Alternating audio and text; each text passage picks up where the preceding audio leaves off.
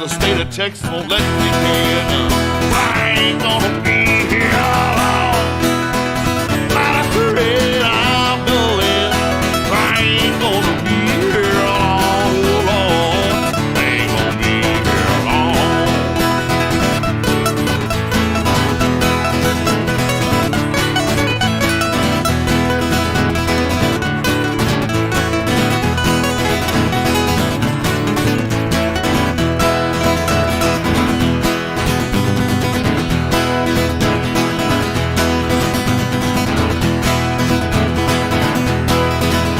But my heart it sure ain't pumping like it used to do.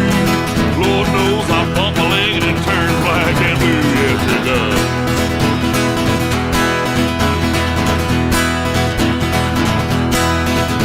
Now they say that it's unhealthy the way that I live. My liver's gone, my lungs are shot, and my heart's about to give. But I ain't gonna let that bother me, no. So I'm drinking, smoking, gun to rebel son. I ain't gonna let that bother me, none, oh Lord. So I'm drinking, smoking, gun to rebel son. I ain't gonna be here long. Not afraid I'm going. I ain't gonna be here long, Lord. Ain't gonna be here long. Ain't gonna be here long. No, not afraid I'm going. I ain't gonna be here long, Lord. So I'm drinking, smoking, gun to rebel son.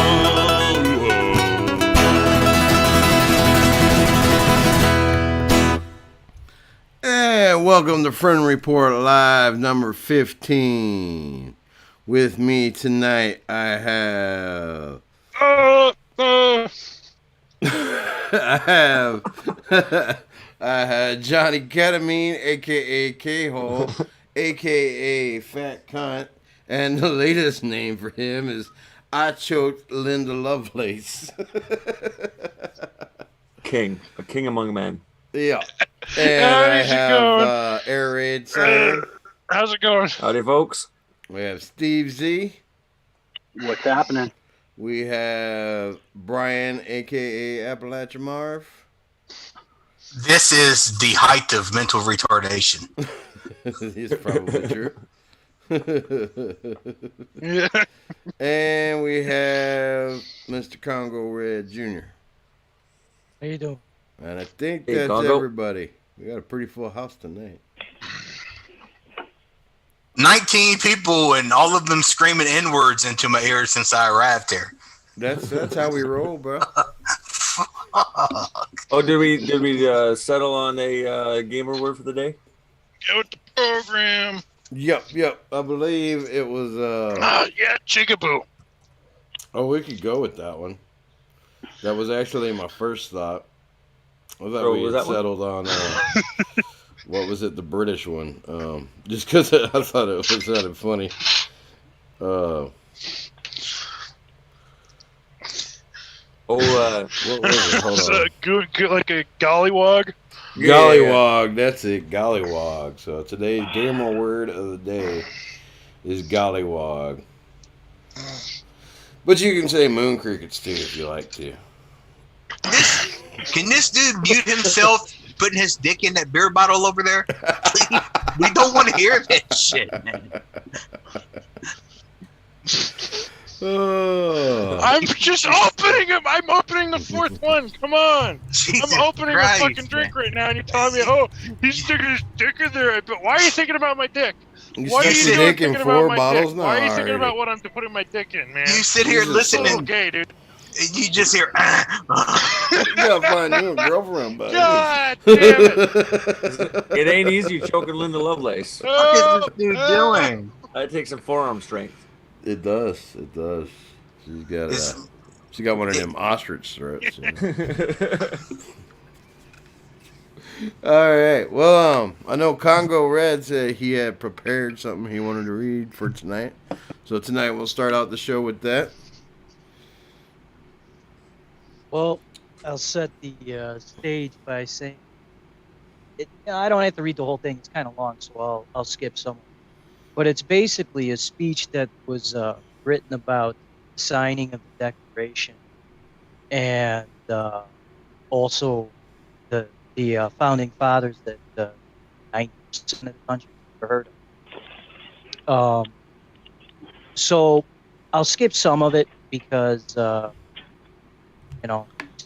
it's kind of long. But and I know the tone's a little different. But what was that? Now somebody's got So- some background noise coming in here. Somebody was doing something to a kitty, and I don't want to know about it. I Looking heard, at I you, heard a Johnny. woman in the background. Oh. So if it's all right with you, God damn it. Oh, I can't believe you guys heard that. We did. did indeed. Hey, man.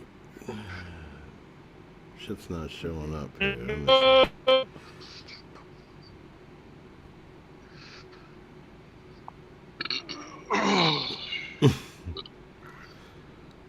So we good to go. Yep. The floor All is right. yours. All right. So the early part of the speech discusses the mood. Mute your and- fucking self burping, dickhead. It's all good. We could just go on to other stuff, man. I get it. It's not a serious thing. it's No, I actually wanted to hear it. Please. I actually wanted to hear it. If all right. Well, I mean, if the mood of the show is joking around, that's I don't know. It's only my second time. Go on, brother. All right. So the early part of the speech discusses the mood and what was happening the day that the founding fathers signed the Declaration, and it basically discusses what they each kind of said and how it really wasn't a big deal. They just signed it and spent the rest of the day going about their business, doing other things. But then we get to the part of the speech that I kind of wanted to get to, which had to do with sacrifice. So it says, even before the list was published, the British marked down every member of Congress suspected of putting his name to treason. All of them became objects of vicious manhunt. Some were taken, some, like Jefferson, had narrow escapes. All who had property or families near British strongholds suffered greatly. Francis Lewis, the New York delegate, saw his home plundered, and his estates in what is now Harlem completely destroyed by British soldiers. Mrs. Lewis was captured and treated with great brutality. Though she was later exchanged for 2 British prisoners through the efforts of Congress, she died from the effects shortly after. William Floyd, another New York delegate, was able to escape with his wife and children across Long Island Sound to Connecticut, where they lived as refugees without any kind of income for over 7 years. When they came home, they found in the States and devastated. Phillips Livingstone had all his great holdings in New York confiscated and his family driven out of it. Livingston died in 1778, still working in Congress for the cause. Lewis Morris, the 4th New York delegate, saw all his timber, crops, and livestock taken. For 7 years, he was barred from even entering his home or seeing his family.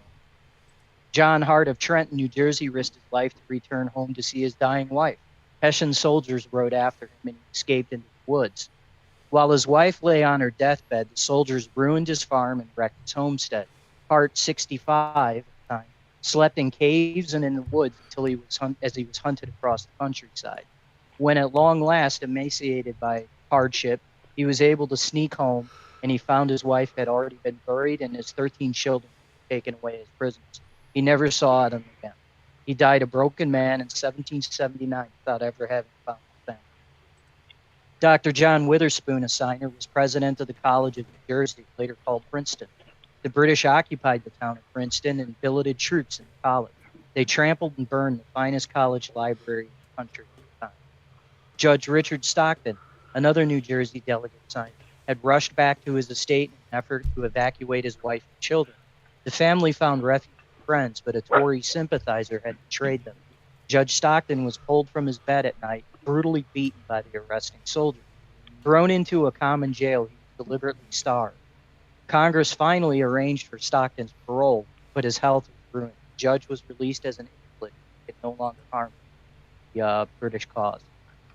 He then returned home to find his estate looted and did not live to see the triumph of the revolution. His family was forced to live off of charity. Robert Morris, merchant prince of Philadelphia, delegate and signer, met Washington's appeals and pleas for money year after year. He made and raised arms and provisions, which made it possible for Washington to cross the Delaware at Trenton. In the process, he lost over 150 ships at sea, bleeding his own fortune and credit dry. George Clymer, Pennsylvania signer, escaped with his family from their home, but their property was completely destroyed by the British in Germantown and Rankin. Dr. Benjamin Rush, also from Pennsylvania, was forced to flee to Maryland. As a heroic surgeon with the British Army, Rush had several narrow escapes. John Martin, Tory in his views previous to the debate, lived in a strongly loyalist area of Pennsylvania. When he came out for independence, most of his neighbors and even some of his relatives ostracized him. He was a sensitive and troubled man, and many believed this action killed him. When he died in 1777, his last words to his tormentors: "Tell them that they will live to see the hour when they shall acknowledge," meaning sign, "to have been the most glorious service that I have ever rendered." William Ellery, Rhode Island delegate, saw his property and home burned to the ground. Thomas Lynch Jr., South Carolina delegate, had his health broken from privation and exposure while serving as a company commander in the Army. His doctors ordered him to seek a cure in the West Indies, and on the voyage he and his young bride drowned at sea. Edward Rutledge, Arthur Middleton, and Thomas Hayward Jr., the other three South Carolina signers, were taken by the British in the siege of Charleston. They were carried as prisoners of war to St. Augustine, Florida, where they were singled out for dignities. They were exchanged at the end of the British, in the meantime, having completely destroyed their large land holdings and estates. Thomas Nelson, signer of Virginia, was at the front commanding Virginia military forces. With British General Charles Cornwallis in Yorktown, fire from 70 heavy American guns began to destroy the Yorktown area piece by piece. Lord Cornwallis and his staff then moved their headquarters into Nelson's palatial home. While American cannonballs were making shambles of the town, the house of the Governor Nelson was untouched. Nelson then turned in rage to the American gunners and asked, "Why do you spare my home?" They replied, "Sir, out of respect to you." Nelson cried, "Give me the damn cannon," and fired on his magnificent home himself, smashing it to pieces. But Nelson's sacrifice was not quite over.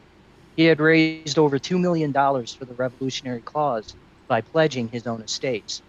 When the loans came due, a newer peacetime Congress refused to honor them, and Nelson's property was forfeited. He was never reimbursed. He died impoverished a few years later. Of those 56 who signed the Declaration of Independence, 9 died of wounds or hardships during the war. 5 were captured and imprisoned, in each case with brutal treatment. Several lost wives, sons, or entire families. One lost all of his 13 children. 2 wives were brutally treated, and all were, at one time or another, the victims of manhunts and driven from their homes. 12 signers had their homes completely burned to the ground. 17 lost everything. Yet not one single one defected or went back on his pledged word. Their honor and the nation they sacrificed so much to create is still intact. And finally, there is New Jersey signer Abraham Clark. He gave two sons to the officer corps of the Revolutionary Army. They were captured and sent to the infamous British prison hulk afloat in New York Harbor, the Hell Ship, New Jersey, where 11,000 American captives died.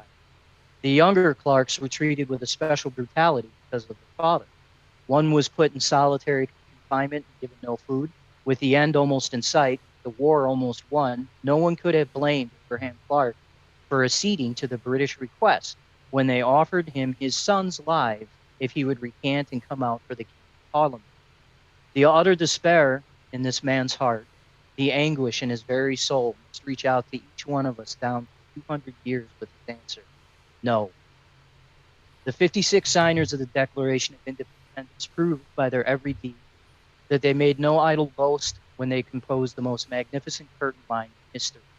And for the support of this declaration, firm reliance on the protection of divine providence, we We mutually pledge to each other our lives, our lives, and our sacred honor.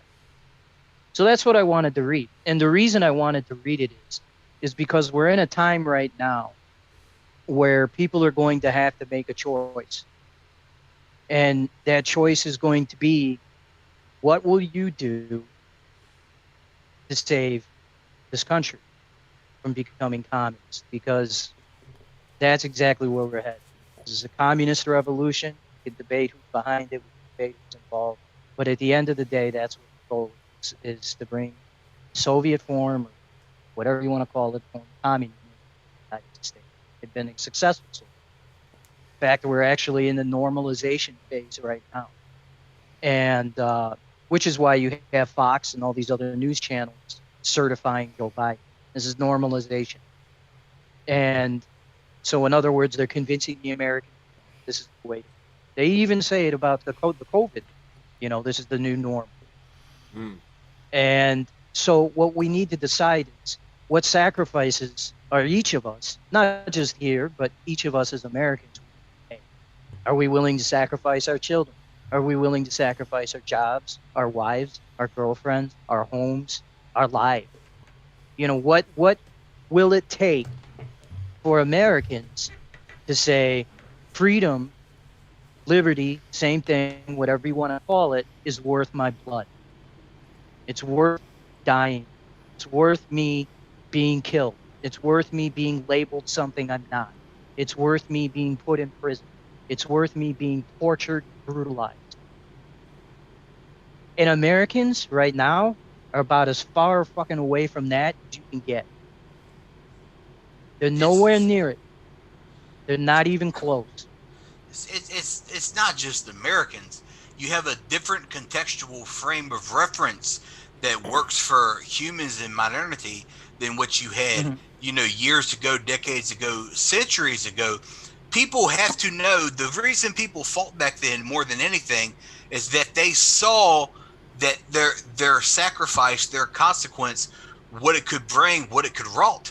Now people think if I stand up, what am I? I'm going to end up in prison beside James Fields. I'm going to be beside Kyle Rittenhouse. People have to see the silver lining behind the dark cloud before they walk into that storm. You know, you can't just expect, oh, man up, grab your sack. You know, there has to be something on the other side of it. Well, Absolutely. and to keep in mind too, something that people forget is the amount of people in America that actually fought and supported the revolution. It was a very small amount. Most people. Yes, but what we need to see is that we're not alone. You know, Correct. Yeah. We have to think as a collective, less as individuals. Yeah, people are afraid to stray because they don't want the wagons to circle around just them.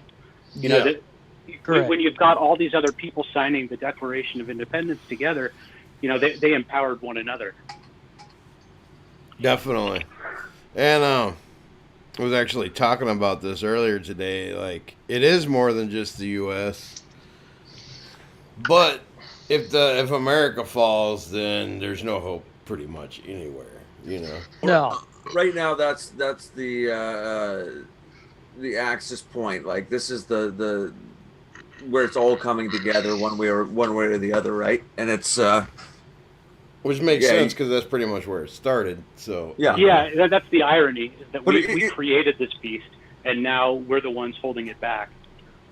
Well, but we also created. Aspect. We also, like, when this country was created, they called it the American experiment, and it led to so much other. You know, the French Revolution right after that, and you know, since the then other it set set the tone for things, and that's why I've actually been saying this a few times the past few days, for how they about 100 years ago, they purposefully set out to bring us down. Well, even longer, 150, but they finally got in the Federal Reserve. What they call the Federal 1913. Reserve. Yeah. Mm-hmm. So since then, they've been steadily subverting every aspect of our institutions to where now nobody trusts any of our institutions for good reason. Well, they've the been other subverted all to aspect hell. that I want to comment too, concerning what I read from the father, was that they had something going for us that we don't have Yeah. today, and that's called organization. They were able to Yeah. organize, and we can't. And the reason, one of the reasons we can't, is because one, people are paranoid, and I'm not saying that's not for a good reason, because Yeah. it is. Two, you don't know, and this leads branches from the paranoia. You don't know who you're talking Where? Exactly. Who? to, you know. Where? Where's the organization? What are you talking about? When was the organization that you're talking about? With the founding fathers, they had organization. Oh, okay. Oh, Yeah, all right. that's what I mean. That's All right. I was actually arguing in favor Yeah. of what you were saying. And they Yeah. were able Oh, to yeah. do that because they weren't under constant surveillance like we are Correct. now Yeah. from Correct. They every had to out- worry about a neighbor, or they had to worry about somebody peeking in, but they didn't have to worry about every the electronic phone Well, in device. they everybody's also- pocket. And, They also, when the founding fathers formed, the worst that would happen. They seen the worst that would happen.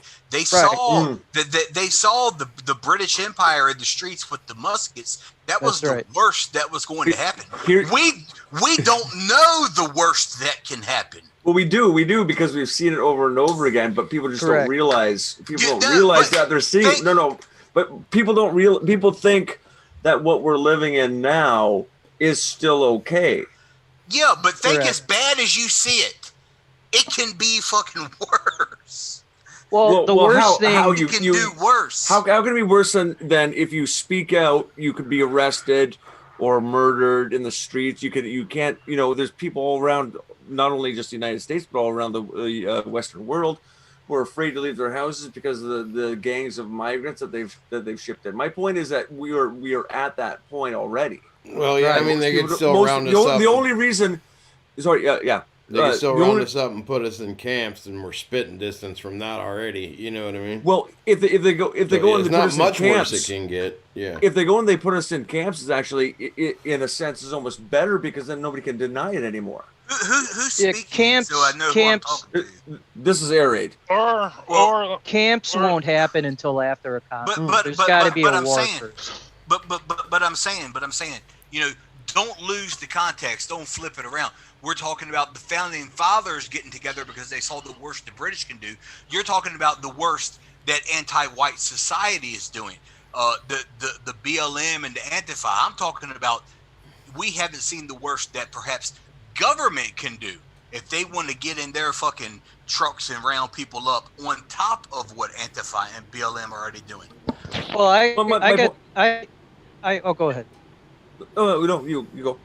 Let's say I have a unique perspective, being a former Fed myself and being government at one time. Former in quotations. Get in the chat. So, no, but I was. I'm not going to hide it. But I'm in a sense that at my perspective is I do know what they are. I do know what the worst is. And at times I partook in it. Not here, but in other nations. And the Iraqis. Our government's capable of some real heinous shit, but we are actually seeing some of the worst, and that has to do with manipulation of public opinion. And the reason that's so bad is because it's very subtle and it goes unnoticed. And it's very, very, it's the snake in the grass. It's the and so they manipulate, whether it's on social media, like Facebook, I think is the big one, right? And so they manipulate things. They create accounts, they use bots, they use all kinds of things to shape public opinion in a certain direction. And the mainstream media is on board with this, and they back up exactly what a lot of these, I'll just call them bots, it's AI, whatever, agents, they back up exactly what they're saying to reinforce the narrative. Yeah. And it's a bad thing. Now, if you want to talk weapon, I mean, we've already gotten a little taste of that too, with COVID.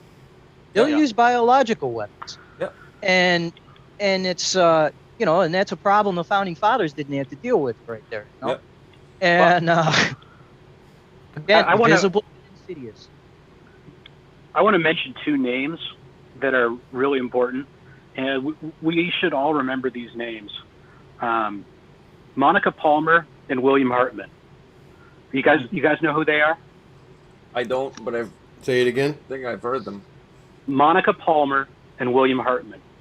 I know the names, but I can't remember the context. These are the two chairpersons in Wayne County, Michigan, that were bullied, harassed, and had their children's schools doxxed. Yes.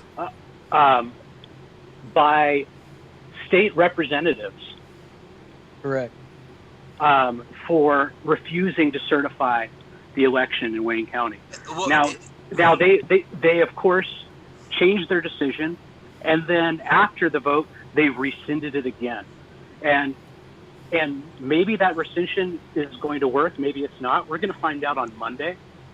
But the fact that they were willing to dig their heels into the ground and say, no, I am going to do exactly what I set out to do, and that's to stand up for truth in this election. And I'm not going to let you bully me. I'm not going to let you talk about where my children go to school. I'm not going to let you call me a racist. They're risking their lives doing that. Look at the context of that. Look at the context of that for a microcosm of where we're at. These people weren't playing the political long game. They were saying, okay, let's do this truthfully, honestly, so we have transparent, open elections. And they got doxxed and threatened, and their children threatened, and they backed off instantly. Like, what? This is a fucking vile beast that we're not used to. Then they had to collect their shit and grab their balls and say, all right, then I guess we're going to fight it. This is why the average person doesn't stand up, doesn't step up, because the average person isn't fucking equipped to deal with that. No, but we also got to remember those people have to go home to their families, and the dude probably has a wife and kids, and goes to his wife and says, "Hey, listen, this is where we're at." And the gal goes to her husband and says, "Hey, are you ready for this?" That's yeah, right. I mean, it is. Right? It is. Like, I'm a single guy now, but I got to worry about my kids. But when I was married, if I was in that situation, I'd have to go. How could I go and put my family out into the firing squad without going home and saying, "Hey, listen, are you with me on this?"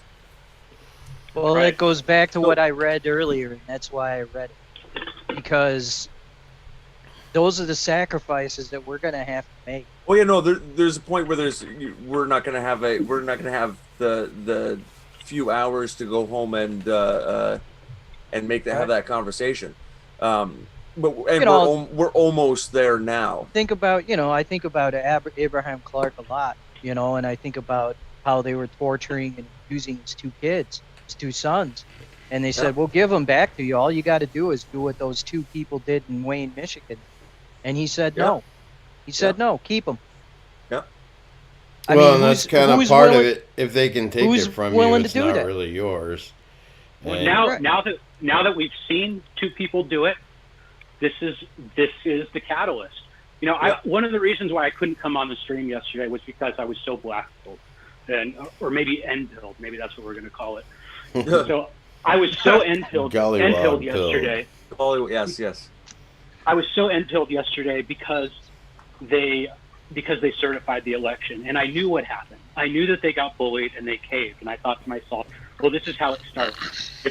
If these two can't make a stand here, no one's going to make a stand. And then by the end of the night, I saw, look, they signed affidavits saying exactly what happened, and they rescinded their votes. And that's what we need to see. We need to see people standing up.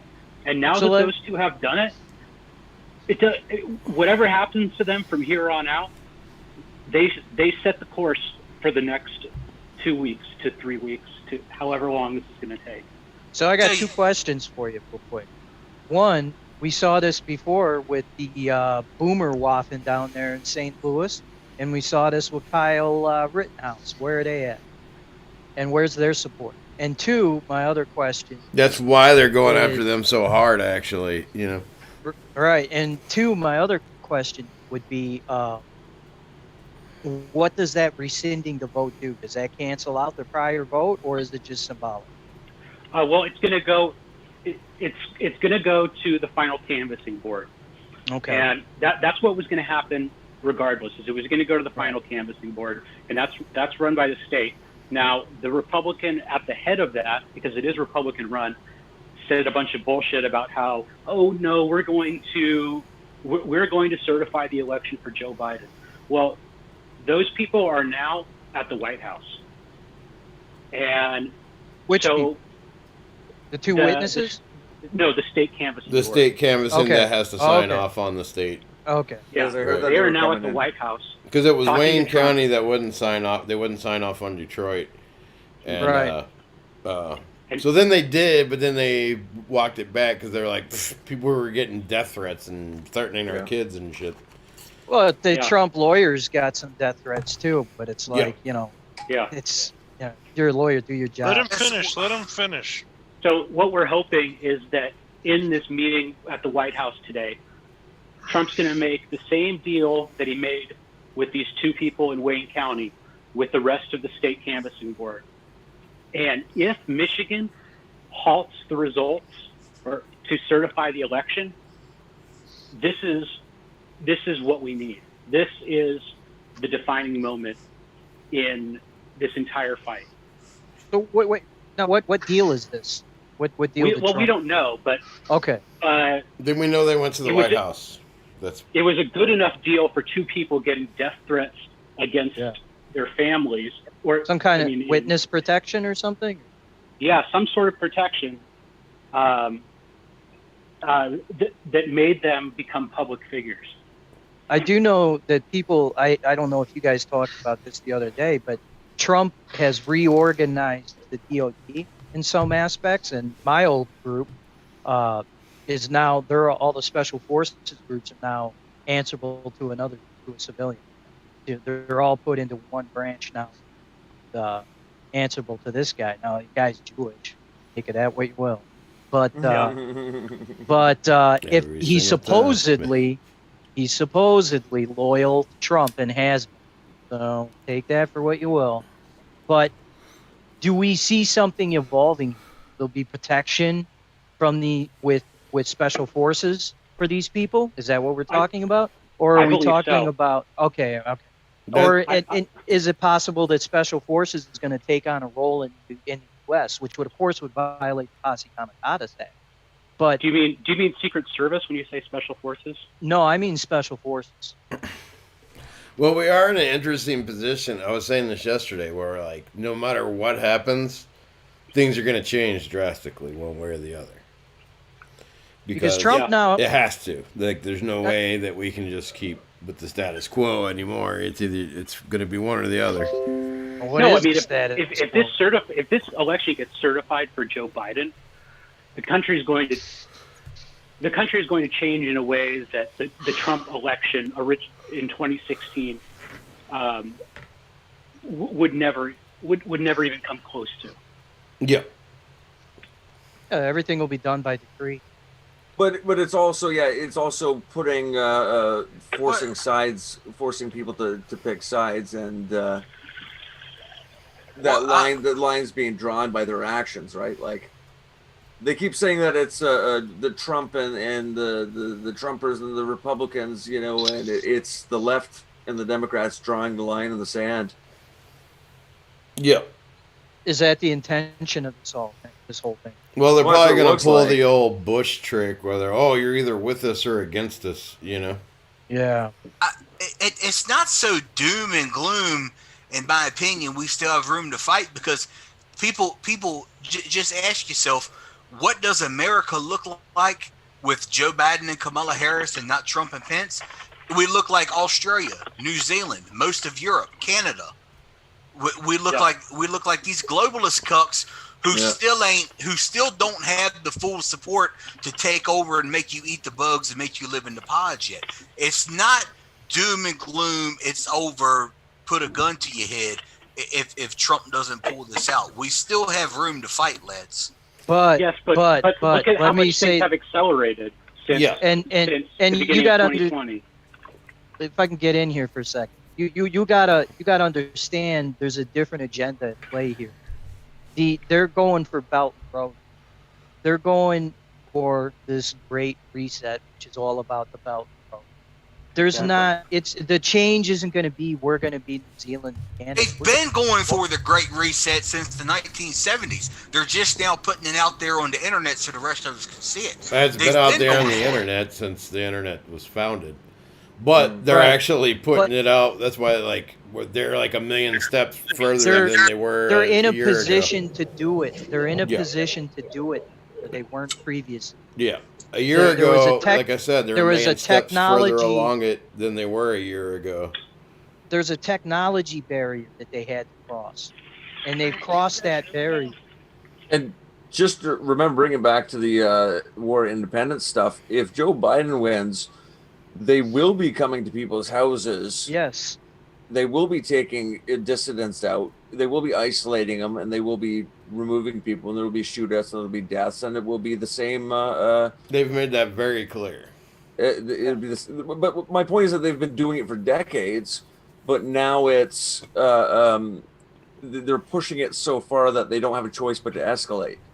Correct. Because once again, if the left steps back, if the left and the globalists were to step back in the United States, Trump and Americanism and anti-globalism would just have a golden age. Yep. And a lot of people don't forget a lot of these populist movements in Europe and stuff were pretty much inspired by the Trump win to a large degree. I mean, they are already there to a degree. Yeah, there's a whole bunch of intellectual movements that I've been following. There's the French New Right and there's the German New Right in this. Hello. And There it is. the English version of it, which has had various incarnations, but they were, doing whatever they could. But when the Trump thing rolled around, it just gave everybody energy. One of the big hurdles that they needed was cryptocurrency. And now that they have that was one of the reasons they put the pedal. They It's also actually needed, not cryptocurrency, it's the digital currency. Cryptocurrency isn't actually very effective for what they want. I'm in that field, so I know. Okay, well, but that's what I meant. Yeah, I guess it's the digital currencies. Okay. If you think about it, the U.S. dollar is the biggest digital currency. Oh It yeah, is now, yeah. yeah. It already is, but they still have it the way it's set up. They don't. They want to put out a different version of the digital dollar, where everybody has a card that's issued from the Federal Reserve, and then they can. This is being rolled out already in Canada. Right. But I would say the reason they started rolling out the Great Reset had to do with financial reasons, and I would say it's on purpose. Some would disagree with me, but the process that they started in 2008, where they basically reinflated the bubble as much as possible, but it was inflating the stock market, and it wasn't going to the actual people. So there was the biggest transfer of wealth in history.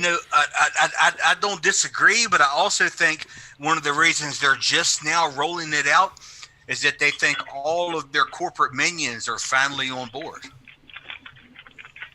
Well, I mean, they always have been, because they're the ones. Yeah, you got the same tribe of people. No, they were only on board to an extent, lad. Let's not forget, we're only a decade removed from Occupy Wall Street, when the corporate Democratic left didn't know that it was Obama and them who were the corporate masters. They still thought it was the other people. Now they have embraced the fact that it's Biden and the left and them who are the war machine, who are the corporate masters. No, I've got an interesting point on that too. That was called a dry run. And what they were doing was building the organizations and strengthening the organizations like FIFA and BLM to get them ready for what's going. I was about to say, when when they did that, the population, all kinds of different sides, were kind of on the same page as the bankers in Wall Street are bad. there are enemies. They got people motivated. They got people activized out in the streets, and then they split that.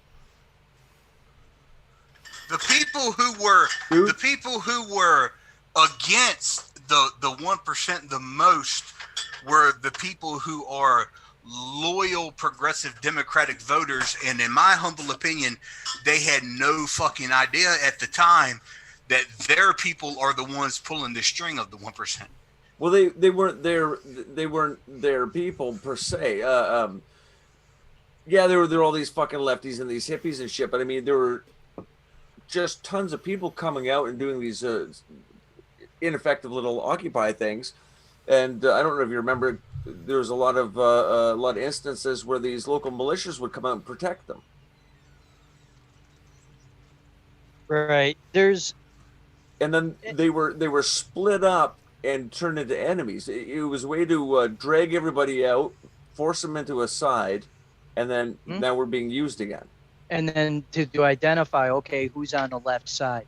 Who is it? It's not that's to going identify, be loyal? it's to push them, because a lot of those people could have come our way had they not been. There's a lot more Well, organization actually- going on behind the scenes than maybe you're aware of. No, but there what I'm was saying- because it what I'm kind of saying is- split because it was like it was. It It kind of wasn't- split into the leftard Antifa types and into the more libertarian types, and then it just kept pushing us libertarian types Well, further and I further think- away. What I'm saying is, it wasn't an organic split. It wasn't an organic organization. These people were drawn out by the people in power, and then split into groups by the people in power, and are being used now by the people in power. The groups today split kind of willingly between people who don't go and get a humanities degree and people who do. Well, I mean, you got Antifa, right? They've been around since 1895. No, come on. Let's not put today's communists with actual back in the day and Antifa, or today's Antifa who use their iPhones to figure out where they're going to meet and play Doesn't Revolution. matter. Those people who were fighting in the Russian Revolution were. As My dumb as those guys grandfather are now. fought the Germans in World War II, and he was an anti. Yeah. Oh, that's interesting. My grandfather fought for the Germans. Yeah, they tried to. You guys hear me all right? Yeah. I mean, there we was ain't heard a you group. burp in a while though, so go ahead and get started on that. I reckon. There was a group back in the. Well, yeah, no, my 30s or grandfather was in the whatever. God damn it. 103rd Infantry Division in artillery. And Yeah. They were Sorry, saying there was a group I'm a called little lit, Antifa right? back in the 30s in Germany and shit. But the one they have now, that's new shit. They just No, I use the know, same fucking name and try to be like, oh, no, we've always been here. My point is they had handlers who ran a bunch of dopes back then, and they have handlers who run a bunch of dopes now. So we're saying back then and now they're still Jews, is what we're saying. Correct. Yeah, That's yeah. my Yeah. point. Yeah. It's not Yeah, the same people. but- Those people would be 140 years old. But it's the is it the same organization. organization? Yeah, sorry. I'm cutting you off. Sorry. To a degree it is, but I mean, is it identical? Probably not, because the circumstances are different. The countries are different. But the handlers are still the same group. The handlers are still the same group. They still fly their Star of Remfams. They still support, Antifa is for Jews. Antifa's, they still fly those flags. It's the same flags from 1895 into 1930s Germany that they're flying today. They're identical. Yeah, it's the same It's flags, not but it's not a the coincidence. Same. It's No, not. no, It's no, definitely not a coincidence. I'm not saying it is. No. And Yeah, it was commies back then too. Communism has resonant. never existed in this world without Jewish involvement. Oh, definitely. I totally Jewish agree. creation. Wherever That- there's communism, there's Jews. That's all. There's Jews That's kind involved. of my point was that it just might be, okay, these guys might be soy boys, or these guys might be this or that, but the people that they riled up to in the Russian Revolution weren't you know, these super communist supermen or, you know, bodybuilders. They were peasants. They were dumb ass peasants who didn't know their ass from a hole in the ground and been rowdied up by. Well, you know, the thing people have to realize why the Marxists and the communists, and I'm talking about on the street level, the idiots who put the panties on their face and go riot. The reason that they seem more appealing than actually defending your country is they're telling these kids, and I witnessed this across campus when I went to a Sci-Tech university. Yeah. Are you listening to me? Yes, and I'm talking to you. You can save the entire world. You can save every underclass, every oppressed person if you only go out here and thwart capitalism, stand against capitalism. And it's so fucking romantic to these kids who have lived middle class to upper class bourgeoisie lives, and they know that they can't do anything. They can't change a tire. They can't cook their own meals even. Yep. But they can save the fucking world if they just become part of Antifa. Yep. And it's easier to do in our kind of disconnected world where, like, you know, I don't know how old everybody is on here. I know how old some people are on here, but you know, we were growing up with social clubs and sports teams, and there's always something. Everybody had some sort of a group, some sort of a connection to the community. Everybody went to church. There was you all had the same culture. You all had the same religion. Yeah, there's a couple outliers here and there, but I mean, like, I'm gonna go get a sandwich. I'll be right back. Go to sleep, dude. Yeah. Yeah. And all that's fucking gone. I'm not gonna fucking go to sleep. Fuck you. You're not my fucking daddy. You're not my fucking mommy. I might have fucked your mom, though, but we'll talk about that later. K-Hole, you've been drinking tonight. I don't know, but I'm calling his dad. That's it. Okay. There's a massive delay in my audio. There's a massive delay between the time I talk and the time There isn't. We can hear you as soon as you talk, and we reply as soon as you talk. You guys. You're fine. No, I am not driving. I am shut down. Okay. Just don't go driving your. No, it's not. It's literally telling me. It's literally taking you guys like a good 10 seconds to reply. Because you're watching us on the fucking stream. I am not going to drive for the next 12 fucking hours. DOT regulations state that if I'm going to consume alcohol. You're good. Well, thank you for admitting it. Alright, I'm gonna go get a sandwich and some jalapeno poppers. Do they have a book? How do you break it to someone that they're retarded? I'm gonna put some money back on my bank account. What? How to let you down easily that you are retarded? Someone broke that to me a long time. I broke that to we're myself. We're derailing the conversation here on bullshit. We were actually like having a good out conversation. Myself a long time ago. See, I was planning on doing this tomorrow night, Friday night, not Thursday night. Jesus. Right. This is the direction it should be going. It's talking about how retarded I am. I like it. Friday night's a fun night. Okay, let's get our sandwich, and we'll get our jalapeno poppers, and then everything will be good. Oh, it sounds like if Norm Macdonald had Down syndrome. All right, so what were we talking about? We were talking about Antifa. Yeah. So Appalachian Marv said that this is not the same Antifa. CongoRed argues that it is the same Antifa, just with different useful idiots. Yeah. But you were actually Marv, Appalachian Marv. You were actually just kind of coming around and explaining the college campus connection and how they're picking these dummies up. Well. I mean, obviously, in today's sense, what I'm saying is in today's sense that they're fighting for.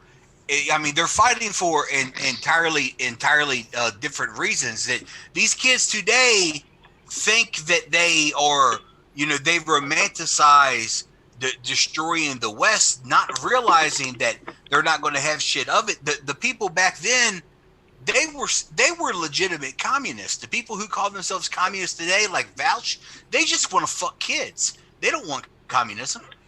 No, right. Once again, and they don't think about the fact that communism means that you have to work. You know, the imagery of communism, it just goes right over their head. Do you see that that's the dude with a hammer? Do you realize that if communism happens, you're going to be in a work camp your entire life? Yeah, you have to work or else you're deemed useless. You have to work or else you're useless to the state. That's right. And then Yuri Bezmenov said that, look, these people calling for communism, they're going to be the first ones with the boots on their neck.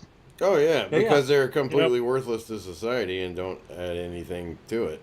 But once again, but they did the same thing in Russia. You know. Yeah, and their threats, exactly. They did the same thing in Russia. They were trying to do the same thing in Germany. And, they didn't tell the people in Russia that we're gonna put you in gulags. Like, they didn't tell them that. They said you're saving you with the proletariat's gonna rise up and all the poor working class. By your revolution, the poor working class of the world are gonna be saved. A lot of them. The same thing. A lot of them. It's different but the same. A lot of them get stuck on Marx. They think that they're gonna sit around and be pseudo intellectuals and sip coffee. Yeah. That's kind of what I was saying. Like, they have resonance with the original Antifa from, the 1800s into the 19th. But 15, 20 years ago, there was no Antifa out there. There was.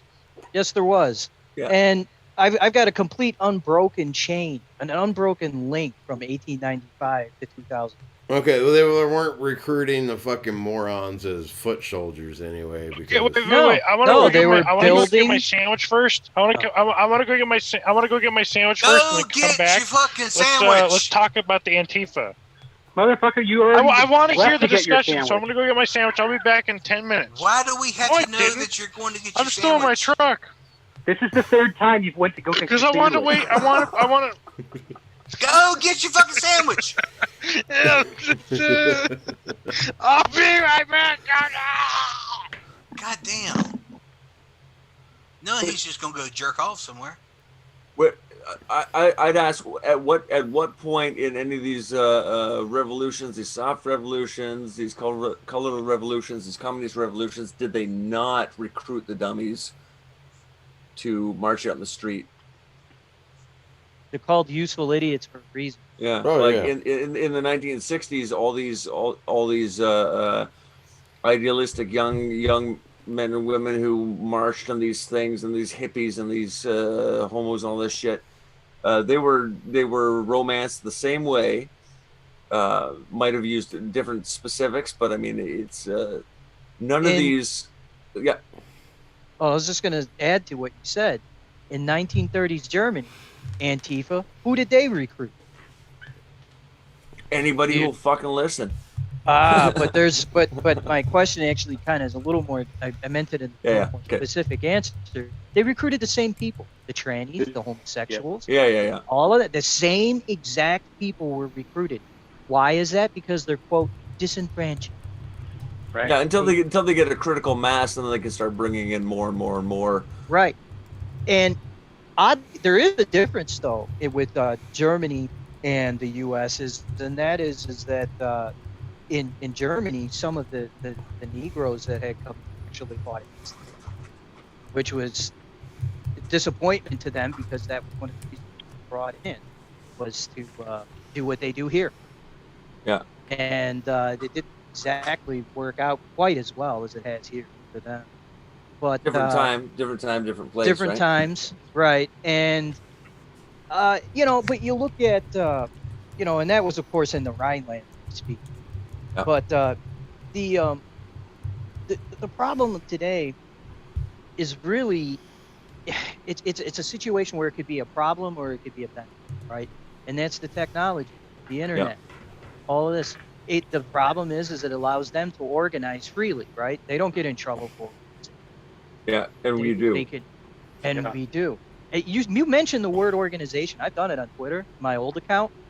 You mentioned that word, and you'd be surprised at the type of things that start happening in your account. Oh, yeah. And they don't want that word. the unification, organization of people, whether they're, even multiracial, they don't want that. Yeah, they've been going after the organizations hard this year. I mean, look at that's right. Look at something as pleb as Proud Boys. Yeah. In the Pacific Northwest, the Proud Boys are treated like neo-Nazis, which is crazy. Because they're multiracial. They're multiracial. Yeah. I mean, they have gays and everything in them. Like And then look at American Identity movement, Patrick Casey's movement. Now you guys know what happened to them, right? They have disbanded. Yeah. Oh yeah, I knew that. I had to find out about it.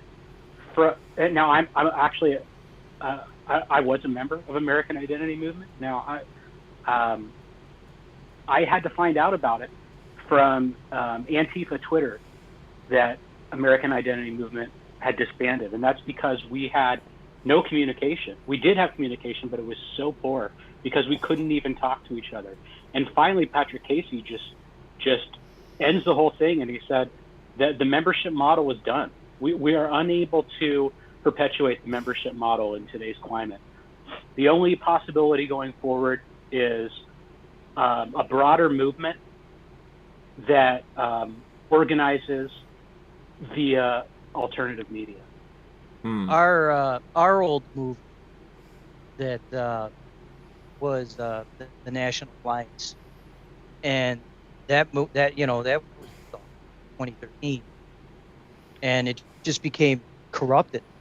It's the infiltration, everything from feds to just people who are just crazy and just want to, there are, remember, like I know it's a cheesy movie, and this is the only part of it I remember. The guy says to the Batman guy, he says some people just want to watch the world burn, and you do have that going on, even in Antifa.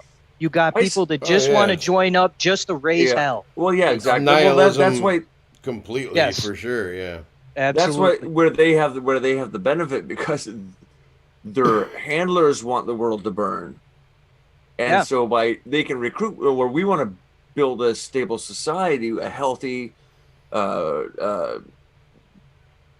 happy, functional society, so we can't have crazies, right? Yeah. Where they just want people who will throw rocks when they're paid a couple bucks, or just even just fucking told to.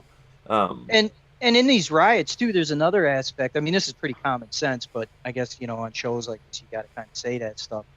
But not every white person or what have you was involved in the riot. Not every black that's out there is a member of BLM. Yeah. They're keep in mind too what is happening. BLM, to tell you the truth. Right. And keep in mind too that what they did before those riots started in preparation were all kinds of things that were public that they did in preparation for the riots, but people didn't at the time know the riots were going to happen, so they didn't connect any dots.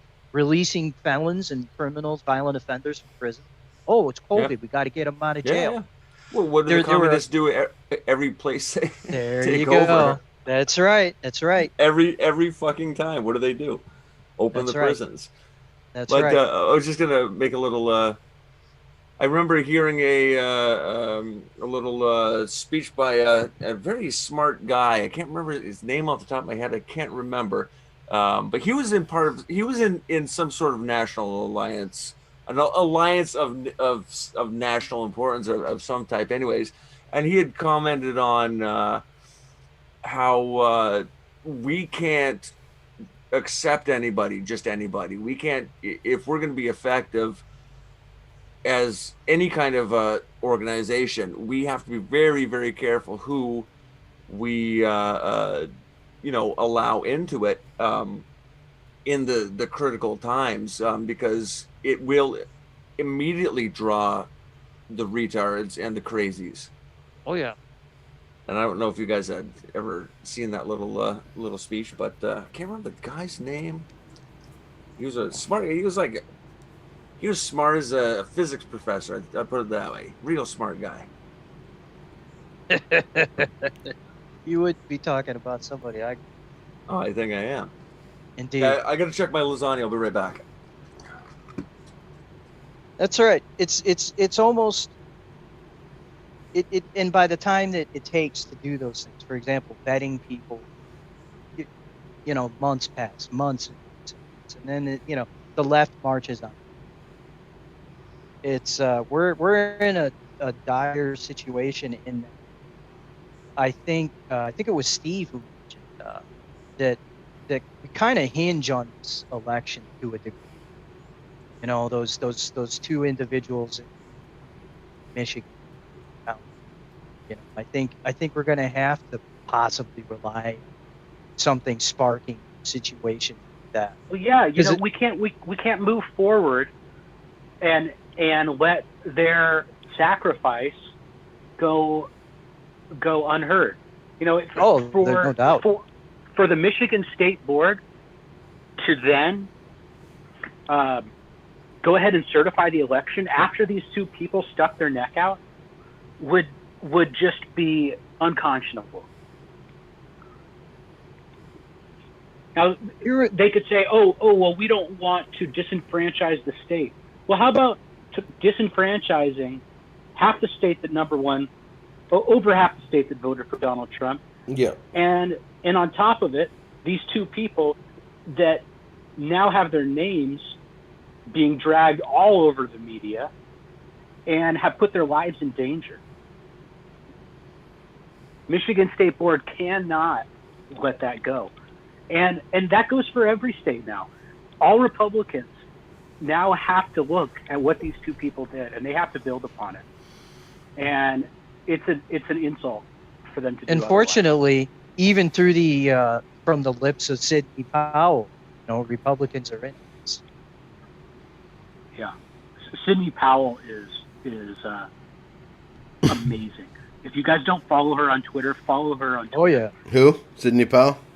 Yeah, absolutely. Yep. Yeah, I'll follow her. I think I might be related to her, actually. I was talking about that earlier. Oh. But, and seeing her tremble today, she spoke. Yeah. You can clearly see that she has seen things that scared the shit out of her. Yep. Things that have not been made public yet. She's in the eye of the storm right now. Yeah. And frankly, Giuliani I said this to somebody else privately, but I think she's actually the one leading the charge on the legal team. I know Rudy's got kind of the title, and they're like kind of. I think she's the brains. It's possible. Yeah, probably. Following Giuliani's more the flashy type. Yeah, he's the public face. He's what everybody knows. Yeah. He's the Italian. Yeah, he's the Italian. What was his name from OJ's defense team? Fucking. If the glove don't fit, you must have quit. Johnny Cochran. Johnny Cochran. Yeah. While she's the Flea Bailey. You know what I mean? He's the Carl Sagan, and she's science. He's the black science man, Neil deGrasse Tyson, and she's fucking. There was something Magic Black Man talk. There's something that was that troubles me about that legal team, and that was the gentleman of the tribe who didn't speak, but quietly sat back and just nodded on occasion, looked at the camera. And why did that concern you? It concerns me because I grew up with a simple philosophy: never trust them. The only thing that's ever passed their lips is a lie.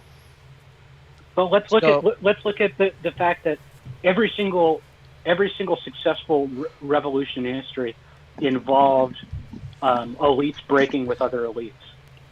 If there was not a small hat in this group of attorneys, I might actually be more concerned because I'd be worried that they really are out on a limb by themselves. So that's a point. Or the small hats working for the other team is the insider. It's hard to say. I don't know. There might be. I'll admit it. I would never admit this even a week ago, but I'll say that it is entirely possible that some of those small hats have broken pride, so to speak. A Jew. But I think it's unlikely. But it's possible. Yeah, I mean, I just don't.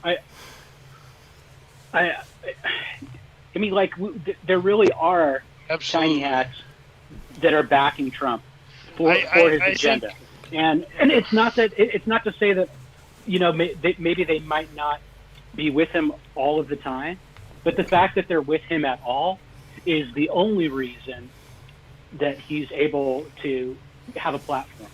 And there's no doubt about that. Yeah.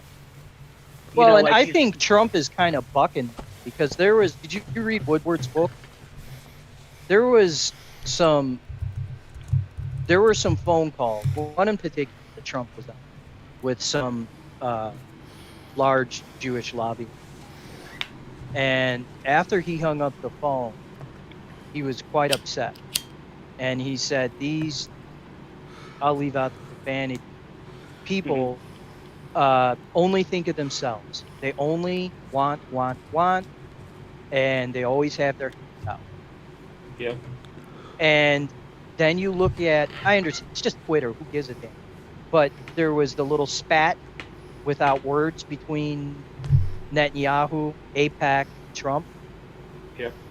And you have congressmen, now they're probably going to sign the pledge, but we'll see.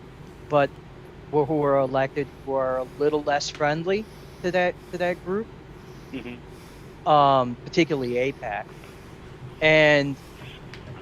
But you have him starting to fire some of these individuals from his administration. But the question is, are we looking at a Zionism versus communism? Is there infighting going on that we may not be aware of? To me, I always saw it as Zionism is on one side, communism is another road, and both roads are going to lead to the same destination. You could go one way and get there, or you could go the other way and get there. But the end goal being the same. Now, maybe I'm incorrect. I don't know. No, I don't disagree with that, but I think that on a smaller scale, that might not be the end goal for why that guy is there. Let's look at some of the things that they've been saying that don't sound 100% truthful. Like the fact that they keep trying to blame Dominion with under the umbrella of the Venezuela Right. the Venezuela connection. Now, why are they doing that? A typical person that might listen to this show would immediately think that's a misdirect. Now, but that's what they do. That's the tiny hat guy. He's making sure that they never blame the Jews for what's going on. Right. And don't you dare mention Israel's name. Yeah, don't you dare mention Israel's name. You're allowed to mention the Chai you can talk Coms, about. They want you to talk about anything but Israel. Yeah. Right. Yeah. They don't tell you who made the actual physical machine, which is Israel. That's the gatekeeping that's going on here. Because China is doing it, and they're doing it because they set China up. You know what I mean? And so he's just there to make sure everything stays kosher, basically. Right. They operate through China, so China will take the heat. They want you to talk about China, Well, I think they still wouldn't mind. Like, let's not forget who's at the head of that tiny hat empire, right? So, who is at the head of that? I'm not sure. Jacob de Rothschild. You think so? I'm positive. You don't think it's more of a religious type, maybe like a Hasidic? No. They all answer to Rothschild. Why I don't know. I can tell you why. Which is why at the top of the Jewish pyramid. Which is why the British are so involved in it too. That's right. The Queen is linked. That's right. The Queen is linked, and the reason don't these guys. Rothschild, right under Rothschild, you have his lieutenants, and his lieutenants are people like Soros and others, right? And in between those lieutenants, kind of like a half step above them is Chabad Lubavitch, and that's your religious end. Chabad controls the religious. It's divided. See, like you have a political arm and you have a religious arm. But the religious arm still answers to the man who's got 500 trillion in the bank and who owns the banks. I disagree, and here's why: is that when you look at the organization, you see that everything that the Rothschilds are doing tends to be 10 steps behind what the rabbis in Israel are saying. These are the spiritual leaders of the whole thing. You don't think that that's intentional? Well, it's intentional in that Rothschild is a Jew. Rothschild is not the leader of Judaism. But I'm not saying that he's the leader of Judaism. I'm saying the leader of the crap that we're experiencing right now, the one who's controlling Israel, the one who's determining the Belt Road, got that going, the one who's getting these treaties signed, the one who's telling Netanyahu what to do, the one who's telling Soros what to do. That's Rothschild. Yes, but who is Rothschild listening to? Who's in his ear? Is the rabbis. I'm sure it would be Chabad. That's why I said they're still below him. Rothschild can say, I don't like what you're saying. Get the hell out of here. I don't think so. Oh, I totally. I mean, there's no way that I can prove it, but how did Rothschild get to his position? Just his public position. By creating the first international banking system. Rothschild's family didn't start with Jacob. No, it started with Fren. Right. And that international banking system, financing wars. That you think that Chabad or rabbis, I mean, they might, I'm sure in religious matters, maybe Jacob is the firm. But is this all religious? Maybe. I think it has to do with money in a lot of ways too, and I think it has to do with tech. Do you think money comes first over ideology, though? Because I think ideology is more important. Well, maybe it depends on who you're talking about. I don't think ideology means jack shit to George Soros. He put on the swastika. Yeah, I don't think it means jack shit to him. Yeah, they don't give a shit about that. Or they either that or they have their own ideology. Remember what the atheism is, that Israel is one of the large, has one of the highest percentages of atheists. I don't disagree with you. I don't disagree with you about Soros. I mean, Soros is a money changer. He speculates on currencies, national currencies, and he'll subvert any country if he thinks he can make a buck off of it. But that's not who we're talking about. We're talking about the Rothschilds. We're talking about the eye of the pyramid here. And yes, Rothschild is the king of money, but I think that the ideology is above the money. Well, let's get their ideology. Their ideology is of power, and money is just a way of controlling, a way of wielding power, right? So it's whether he has some sort of religious ideology beyond that, I don't know. Have we seen any evidence of it? Well, yeah, his son is on the head of the International Council on Zionism or whatever it is. Yeah. The World Zionist Council. That son of a bitch David who's on Twitter all the time just saying all the worst takes you could possibly imagine. So that leads me back to my previous question. Is there a battle going on that you may not be completely aware of between Zionists and the communists? Because Soros is far more of a communist. Well, that's an interesting question because if you look at the what is it, the Elders of Zion, what's it called? Protocols of the Protocols of the Elders of Zion. Now, whether or not that's true or false, it definitely looks more truthful than anything. And one of the main protocols is to replace the church with socialism in every single country, and then leverage everybody to the point where they basically have to turn to Israel to be saved. So communism is the short-term solution, whereas the long game is actually Zionism. So they do work hand. It's not an idea. Yes, they work hand in hand. That's what I assumed, but I just figured I'd throw it out there because, hey. Yeah, no, that's what a lot of people on the right get caught up in, is that they see the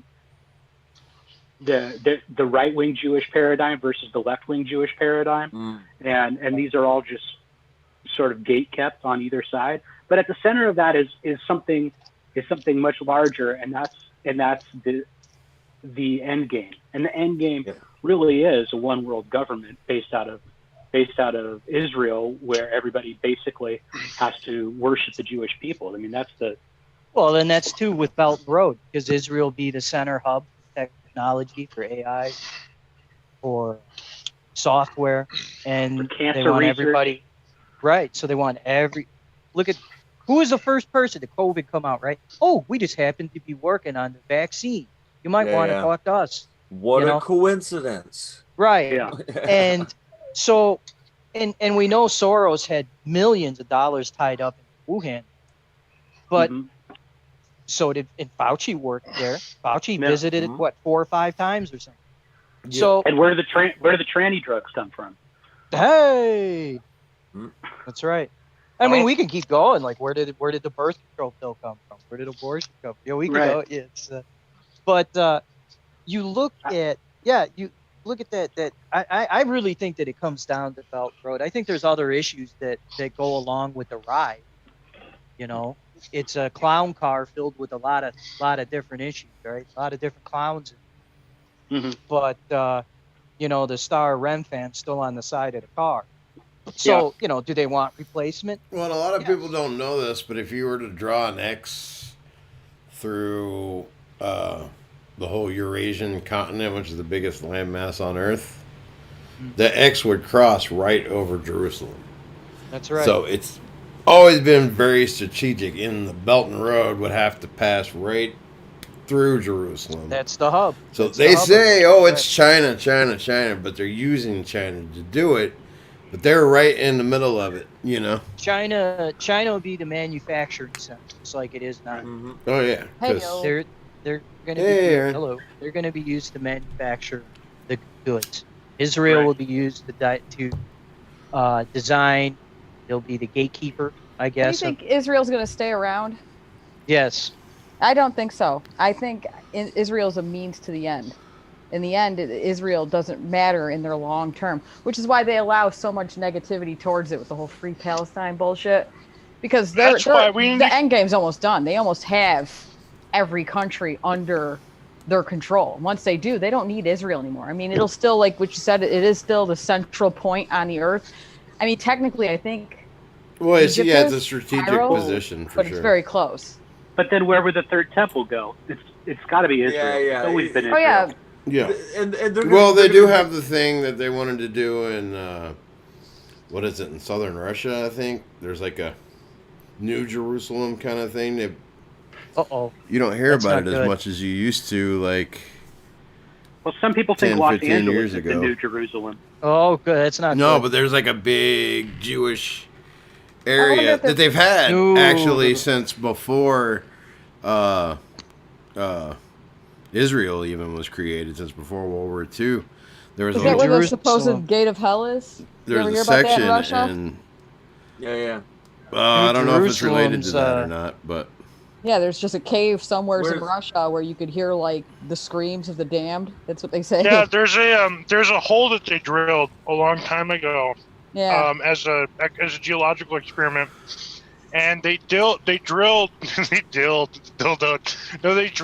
fucking tremendous amount, like tremendous distance, so far down that they're exceeding temperatures of like 2,000 degrees. And they just heard like scream. They stuck a microphone down there and they heard screams and roars and terror, and everyone there left the fucking facility just white-faced. I just wonder if that's what New Jerusalem is now. You know. Like, this is where we're gonna make it. New Jerusalem, that's troublesome. New Jerusalem, God's kingdom promised us. Christians. That makes me very uncomfortable. Jacob the other day was talking about how he thought, he said the nuclear bomb was like the Jews are responsible. I'm gonna beg to differ on that. I don't even remember saying that. I think the Lord. I think you did actually. I think the Lord. I think the Lord through the Jews, and I know that sounds stupid. I don't know how to explain it. Okay, but I think the Lord concocted in a way for us to develop the atomic bomb because through the process of neutrino bombardment at ground zero of an atomic blast, the atomic bomb is the only thing that we know of that completely voids the whole statement of matter can neither be created or destroyed. An atomic bomb through neutrino bombardment is the only thing in the universe that is capable of literally destroying matter. And I think the atomic bomb is the only way we could free ourselves from the clasp of the Jews. And I think by doing that, we need to launch a full-scale nuclear strike against all the countries of the world, primarily targeting Israel. Against all the countries of the world. And southern Russia. Yeah, and we also need to that's very not going to happen. Yeah, that's some extreme acceleration. That started crazy and it just got really crazy. I have to remind you, I've had a tall boy and about changed your name to retard, six beers. Yeah. It's so I'm a little shit-faced right now. And yeah, I did. And I'm eating. I instead of a sandwich, I got myself some cheese pizza and some mac and cheese. Dude, you even scared Doom Pill, bro. Like that's saying a lot. I even got myself another beer. I don't know if I was say that the A-bomb destroys matter. Matter just transforms. I don't think it destroys it. I mean, that's why you have that radiation. Correct. If I can just throw a suggestion there. Matter has a weakness, and that weakness is the atom. And through neutrino bombardment, it causes atoms to split. And when an atom is split, an atom is destroyed. But splitting them is not destroying them; it's splitting them into something else. That's not. Yeah. Okay. It's energy transference. Yeah. Exactly. As a physicist, I'm going to have to disagree. Let me clarify. No, like you've I said, already I'm done a little it. drunk. No, like I said, I'm a little drunk. And John. two, okay, it doesn't destroy them. It's the closest we've ever come to being able to quote unquote destroy this matter. sounds like some Luciferian shit, though, wanting to destroy matter. And let's drop bombs everywhere because this came from God through the Jews. This is the only solution to kill the Jews. I'm gonna offer a suggestion. I'm gonna offer a suggestion here. My suggestion is not bombing the world with nuclear weapons. I'm just throwing this out there as an idea. Is not doing that. Just nothing that you said made any sense. That's all you gotta do. I mean, they're already doing it, right? So all you gotta do is keep telling them that they need to have more sex with Negroes. That'll kill the Jewish race. Well, you know what we should do? We should give weapons-grade plutonium to the Iranians and tell them, hey, we'll give you this as long. No, because their end goal is to destroy Israel. Let's not give weapons-grade plutonium to anybody. But this was my point earlier with Israel. You're like, yeah, let's destroy Israel. Destroying Israel won't change anything. It won't. No, it's not going to get rid of central banking. Now. What do you mean we need to do it now? What's that going to do for us here? What is that going to do for us here? Is that going to get rid of our Federal Reserve? Is that going to get rid of our national debt? No, we need to round these fuckers up. Is that going to get rid of the ADL and the SPL? We need to round these fuckers up and throw them in a fucking camp. That's what we need to do. In Minecraft. We can't even do that. We can't even make them go to Israel. Like, hey, no more dual citizenship. You're either American or you're Israeli. We can't even do that. I'm trying to make sure they don't throw us. Have you seen it? They are physically weak. You could wrestle them to the ground. Yeah, they're physically weak, but they're mentally strong and legally. Well, they're not very mentally strong either, but they're very devious. No, they're devious. Thank you. That's what I mean. They're devious, and legalese is their mother tongue. So they write all the laws in this fucked up language, so they can get their loopholes in. I think Doom Pill's Can- onto can- something here. He says, let's can give I- weapons-grade uranium to everyone. Let the chips fall where they may. I would say let's Can, just give it to Iran and Well, we might as well just problem have nukes solved. then. Fuck it. Jeez. Hello? I am in favor of private nuclear of Second Amendment recreational nukes. nuclear weapons. There we go. Second Amendment Yes, nukes. absolutely, goddamn. But you know what would happen? Black market nukes, and then the NIGs would do drive-by nukings. Do you really want that? That'd be amazing. Oh. We bring back air raid sirens and shit. We'd be like, honey, there's a drive-by. Put on your goggles. Yep. The Crips have got another nuke. every inner city in America just becomes a glow-in-the-dark crater. It Yeah, becomes it almost like is a that weird right now. like it becomes like a weird like It'd be an retro improvement. 1950s. Right? It'd be like a new wave retro, but like instead of like new wave retro 80s, it'd be like new wave retro like 1950s. Yeah. So it'd be like kind of like a Fallout, but all because the fucking black people got all their recreational nukes to the black market and just started nuking everybody because they're You know all fucking the monkeys. idiot leftists. It'd be would like, start what rave is that, parties in the glow. Don't be a menace to society. The whole, I don't drinking remember the your whole juice name of it. in Yeah. LA. Where he's like, do we have a problem? Close enough. Don't be a menace. It's just called Don't Be a Menace, I think. Yeah. No, it It's has like a this really long- episode started so strong. It was like I know. It You're started Believe so me. strong. And now- the words you read. Well, you get And now John forever, here. this is going to be the episode of Fren Report where one of the people on the panel said that we should nuke the world in order to kill all the Hey, Jews. he did change his name to retard. In all fairness, so you know. And I'm drunk. I'm Yeah, not in a you right state of don't mind. say. I'm not drunk. I'm drunk. I'm not drunk. I'm drunk. Okay. I didn't rape her. I was drunk. It's okay. I didn't mean to do it. There's been downturns in podcasts before, but I think that this is just like Yeah, there goes my We're reputation. making podcast history over here. There goes my reputation and six-figure income.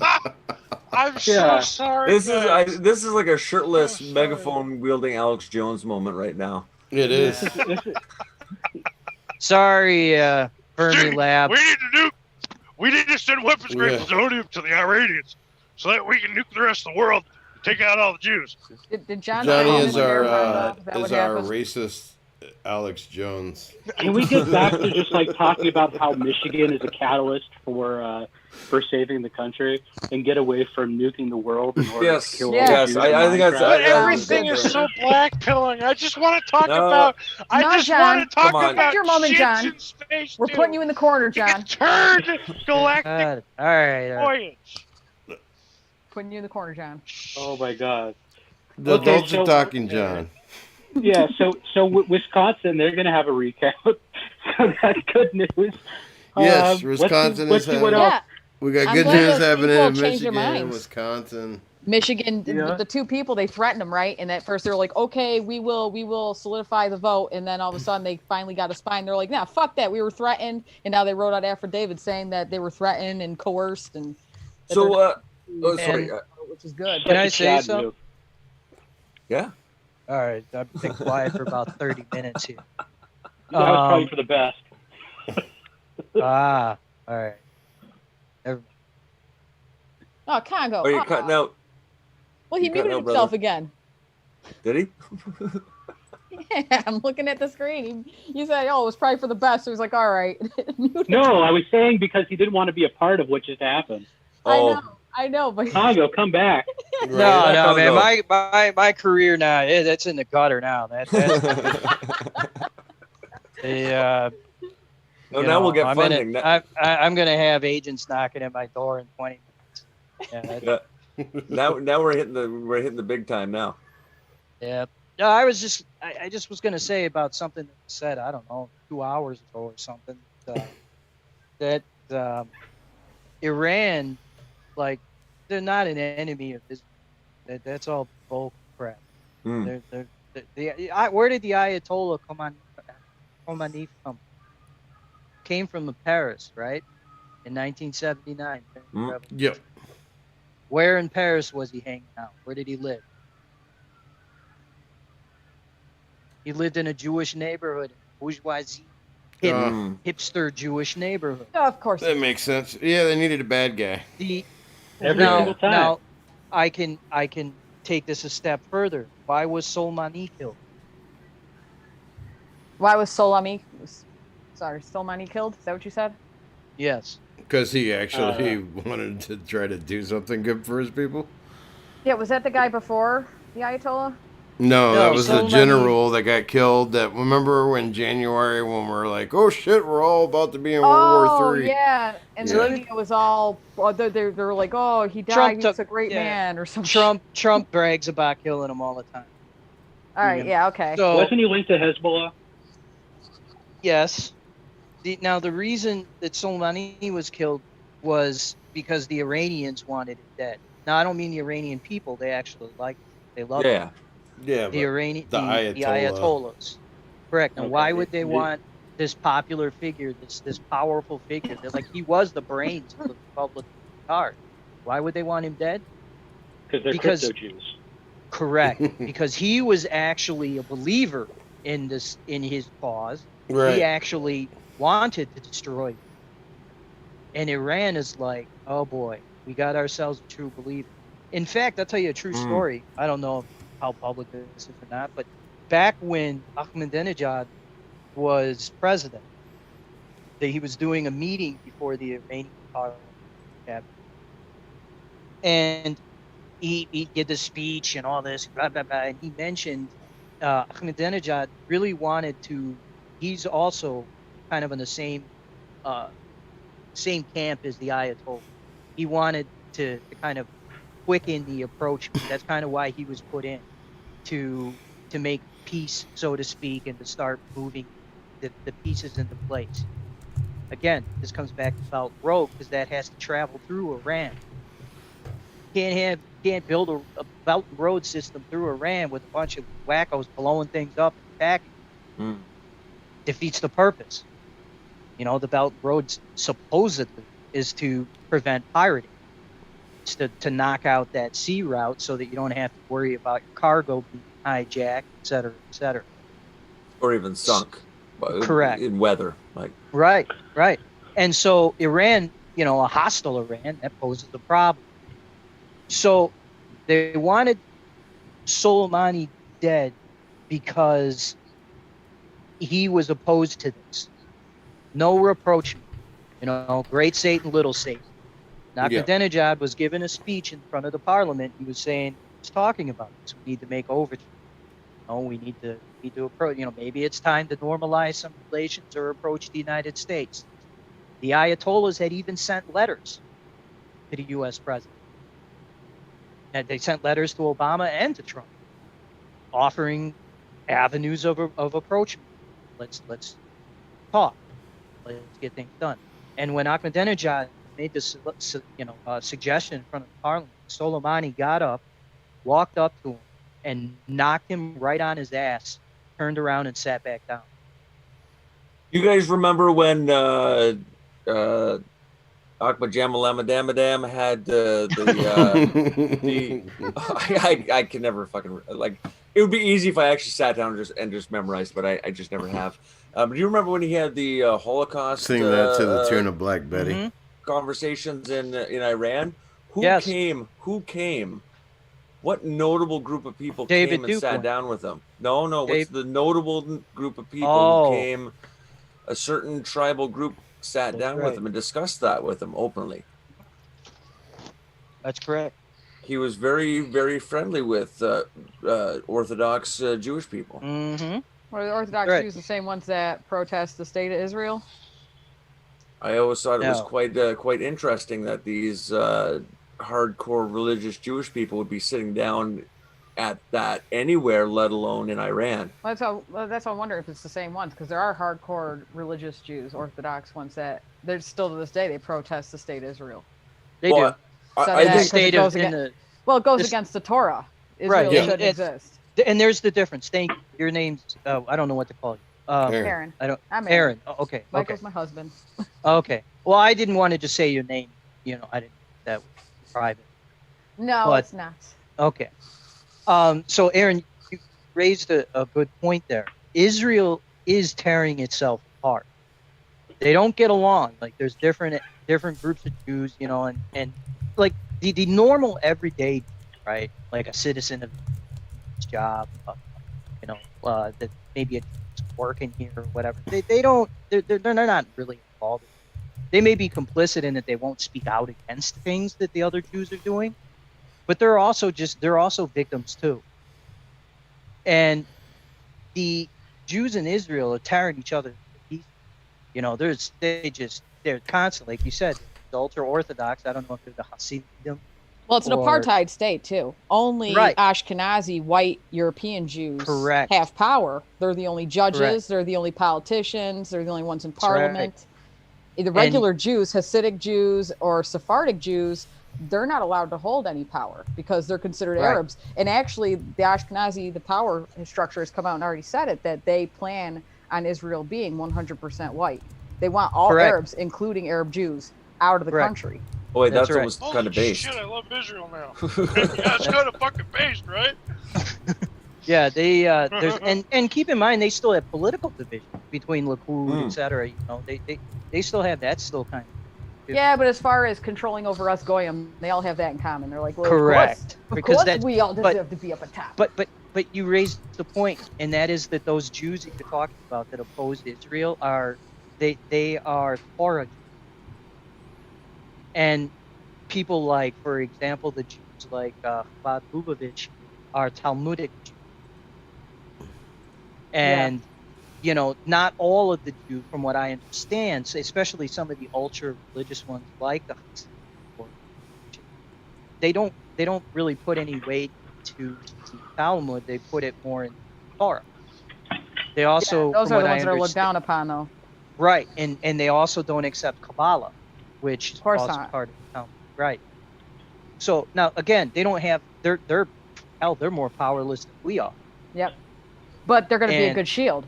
They're the same ones that were killed, you know, the supposed 6 Gorillion, which actually is probably more like 1.5 million. They're the ones that died. It wasn't any of these ones with powerful lineages. It wasn't any Rothschilds that were killed. They were the sacrifice. Well, they knew it. They were saying this 20 years, 15 years, even 5 years before the Holocaust, say 1933, 1936. They were saying this outright, like, hey, look, millions of us are going to need to die so we can get what we want. And like they already had this planned out. And I some of my conversations I used to have with David Foles, you know, he's a secular, and that was the other victim of some of this too. The secular, the ones who aren't religious, they're just rich by blood or bad, right? And they were also used in sacrifice. Yeah, but there was way more non-Jews killed in those camps than Jews. Yeah, that's right. Yeah, you know, Hitler killed 11 million people. He killed 11 million people. Whatever you want to say, 5.5 million non-Jews died in those camps. And those ones actually were killed because they were considered dissidents and enemies of the state. And so criminals. They were actually put to death. I'd say the Jews are the least amount of people that he killed. He killed 11 million people if you include the Jews. So probably he literally did kill 6 million people, but those were mostly gypsies, the mentally challenged, the physically disabled, the homosexuals, kind of based, I know. But, kind of based. The homo burp sexuals. Kind of based. Yeah, right. The homosexual. But no, I mean, nobody really. People, if you're not a Jew, you don't deserve automatically to die because of your failings as a human being. You still have a chance to change. Wait a minute. If you're Jewish, wait. If you're that's not a little Jew, bit harder. Okay, so if you're a Jew, you deserve to die, is what you're saying. No, I'm saying if you're a Jew, it's a lot harder to prove your case unless you can legitimately show that you are willing to fully convert and devote your life to Jesus Christ. Yes, they have. They fucking done cross that their fingers before, and toes, man. They're like, sure, I totally convert. I believe everything you say. We live in the 21st century. We have technology. We have spy shit that can spy on them. That's exactly why the Jesuits exist. Yeah, exactly. Who's the Pope? Who's the Pope? He wears a tiny hat too. He's a dirty fucking Jew. He wears a tiny hat. So see what happens when they can nothing. But you really have to stop yelling about this shit because, like, I'm not gonna have channels if you keep doing this, dude. Yeah, Mr. John. Yeah, this is FBI like man, this is getting a listening little to this is getting a little hot. Mr. NSA man, Mr. CIA man. I'm seriously talking gonna about mute you if killing you don't them in chill out, bro. Minecraft. Sorry, I'm a little. Yeah. Look here, I if I really can don't stop want- my spurgy ways from saying words that I really just say. But and I'll throw a monkey really in the sorry. wrench. I'll throw a monkey in the wrench. Hitler was controlled gonna- opposition, and Well, yeah. Oh yeah, we knew that. Hitler was totally. Aren't they all? he- They're all he- just cults of personality. He made a deal with Russia. He made a deal. Okay, we'll move him to Israel. We'll do this and this and that. And then he changed his mind, and there was a betrayal there. They had the that transfer they never, agreement. right? And there was a betrayal because Hitler reneged. Well, they declared And- war. They declared war right. on them. I'd like to Right. continue And- this conversation. I'd like to get into this. I gotta go, guys. I'm lasagna time with my kids. So have a good night, guys. Have a good night. Enjoy the Take it easy, my lasagna. friend. Good night, Aaron. Enjoy your No family. gamer time. words at the dinner table now. Calm down. Well, no, it's allowed at the game. It's allowed at the dinner table. It's not allowed on the stream. Yeah, there's no NSA listening in at the dinner table. At least you hope there's none listening at the dinner. They might be. For all you know, there's none. But Well, they might be. If All these you're at fucking my- smartphones are just microphones. If you were at my dinner table, you could scream about this shit all you want to, because there ain't nobody Like but me to care. No, no. I want to stress enough that I'm very sorry, Like an and autistic I'm Tourette. autistic and I'm drunk, so I'm saying shit that I don't even necessarily mean or believe. No, it's too late, John. Some of the shit, That ship has sailed. some of the shit I'm saying because it's fucking funny.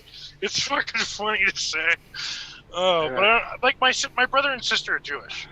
We share a different Uh-oh. father. We share the same mother. My mother's German and Polish. That sounds like a she's Jew to very me. much a Christian family. No, my father, my grandfather was. Fuck! Yeah! My father is a born again Christian. goddammit. Born again. But what was he before he was born again? He was a Catholic. Yeah, he was a Jew. I was a. No! Don't fucking. I know you're fucking with me. I know you're fucking with me. You don't mean it. I'm not Jewish. Oh no, it's just funny because you're like, my mom is German and Polish. It's like that's where the Ashkenazis are from. Germany. Well, and no, Polish. it's not, but yeah. Close enough. My grandfather was a fucking normal German. He wasn't a gay German. He was no. My grandmother's from England, and Oh, like the Rothschilds? Oh, I could say that I'm from America. Automatically, I'm a Jew because I'm from America. I'm You heard it from here first, Arizona. folks. Damn it. I'm just gonna say, Fucking damn it. All right, Johnny, chill out. can we like move on from this? Otherwise, I'm gonna bounce. This is getting. Yeah. Yeah. Yeah, I'm very sorry. I just feel like I'm listening to this guy yell at me for like 10 minutes Yeah. straight.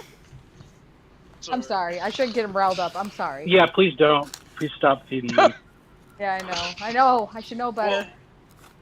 We'll save another episode for that, where it's more towards that. But right now, it's a serious talk, and I'm gonna leave the show just to benefit everybody. So take it easy, guys. Have a good night, and I'll see you all hopefully tomorrow. Hopefully a little more sober. So take it easy. Good night, Johnny. Bye, John boy. Oh my god. But I gotta tell you, I'm not gonna toot my own horn, but as somebody with a master's in physics who graduated from Ivy College, I gotta tell you, my brain ain't never gonna be the same. I lost at least 30 IQ points tonight. Yeah. I'm surprised it didn't happen while you were at college. Yeah, well, I went to University of Chicago. Oh, I thought it was bad when he started talking about nuking the world, and then we started talking about Yeah, how did it go downhill from certain there? certain events in World War II, and Yeah. So And what it's were we? just like- We were like talking about Iran yep. and the. Oh yeah. So Iran's on board. It's dog and pony show. Like they even now didn't they just start enriching uranium again? And that's just got to have a man. You got to have an enemy. I think I said this the last time I was on. You know, they're defined by their opposition. Right. Because that's the what I was only saying, way you you gotta can have get the enemy. right. That's the only way you can get all these different groups under that tiny hat umbrella to unite. Because you have seculars, you have ultras, you have Chabads, you got all these different. You got gay ones, you got straight ones, you got ones that say the gay ones are evil, you got ones that you got like she mentioned, Aaron mentioned, you got the Ashkenazi, you got the black Jews, you got white, but to get them all united and bring other people into the umbrella, you got to have anti-Semites. That's their definition. You got to have it. Hey. And that's actually part of the protocols of the Elders of Zion too. It is. Is that the anti-Semites are useful? Well, yeah, And that's it's why the they antithesis, don't. And that's right? why they don't want us to have an identity. Right. Of course not. Well, that makes us easier to control too. When you actually have an identity and a link to your history, you're not as easy to manipulate because you know who you are and where divide you come and from. conquer type thing. Right. And clearly, and then anti-Semites, it's like that's the antithesis, right? Antithesis, because they got their thesis, and then they have to use the anti-Semites. That way, they can get to where they want to go. Their synthesis, their end goal. And we and then also it's that denial of identity that defines them, because they're defined by a negative identity. Right. And by casting that off onto the rest of us, by saying, "Oh, you're not German. Germany was made up of a bunch of different tribes, and well, you're not one of those tribes. Those tribes were made up of a bunch of different migrants, and it's just obfuscation upon obfuscation that creates this negative identity. So you're not defined by what you are; you're defined by what you aren't." Right. And which is actually a Kabbalistic thing, because when they talk about God, they say you can't define God by what he is. It's too all-inclusive. You have to do it by what he's not. Yeah, he's the dark man. So it's a So I see somebody said that I was mentioning my degree. I am pompous, and I'm proud of myself. Oh, you fucking smug asshole. How dare I you? am indeed. I am indeed. How dare you pay money to have certain pieces of paper that make you feel like you're better than the rest of us? That's right. And I will brag, given the chance, I will brag till the end of the night to brag about my accomplishments. Shake my fist at you, Sir Congo. I shake my fist at you. I am proud of what my white genes and intelligence have allowed me to accomplish. Yeah, well. As long as you're, I guess, doing something with it, it's better than having a basket weaving degree. Actually, I don't do a damn thing with it. Oh, well, then what the hell, man? Not anymore. I'm retired. But, yeah, I think that that identity and that negative identity really is an important aspect. And it's how they draw in others, right? Sympathy. Yeah. And that's how they've defined themselves since the crucifixion of Christ, because when they crucified Christ, their religion basically imploded because they rejected the Messiah, and then they became the religion of rejecting the Messiah. Yeah. You know, the synagogue of Satan. When you start going into we talked about Robert Seffer before, and he has a book about this called 1666 Redemption Through Sin, and that's when they claimed their Messiah came. This wacky rabbi, what the fuck is his name? Start with a Z. Really wacky name, but he was like the first one that told them that, like, look, the only way to become a better person is to be the worst possible human being you can be. The only way to know good is to do the most evil shit possible.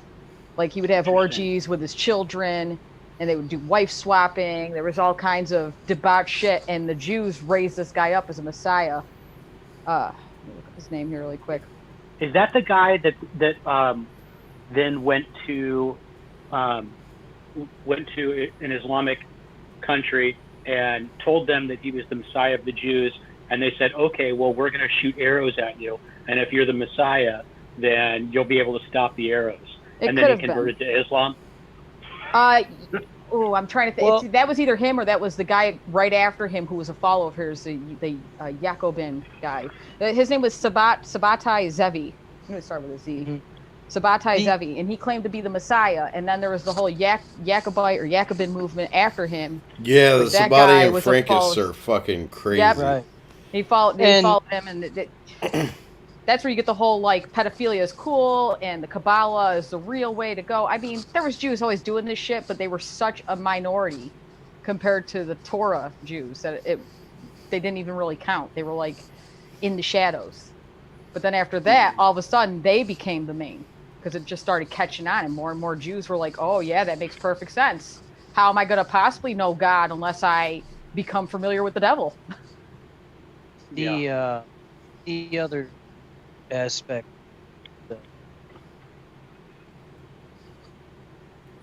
Congo, we lost you. Oh, okay. Am I here? Yep. Yeah. All right. So now I forgot what I was talking about. You said the other aspect, and then you disappeared. You Yeah. started walking away from your mic. Doggone it. I had a brain fart. Well, we were talking before about how they use the anti-Semitism and the negative identity. And that's why I brought this up, because I thought it was kind of coincidental, because it was the whole like, well, you got to get deep down in sin to become moral. Right, I got it. The Messiah was what I wanted to focus on. Moshiach. Okay. Now there's two Moshiach, and the Jew, there's Moshiach ben Yosef and Moshiach ben David. And the Jewish concept of a Messiah is not like, for example, ours, or I won't speak to you guys mind, the Christian concept. Their concept of Messiah is that he's just a dude, right? He's going to do things, but he's not divine, and he's not like Christ being God.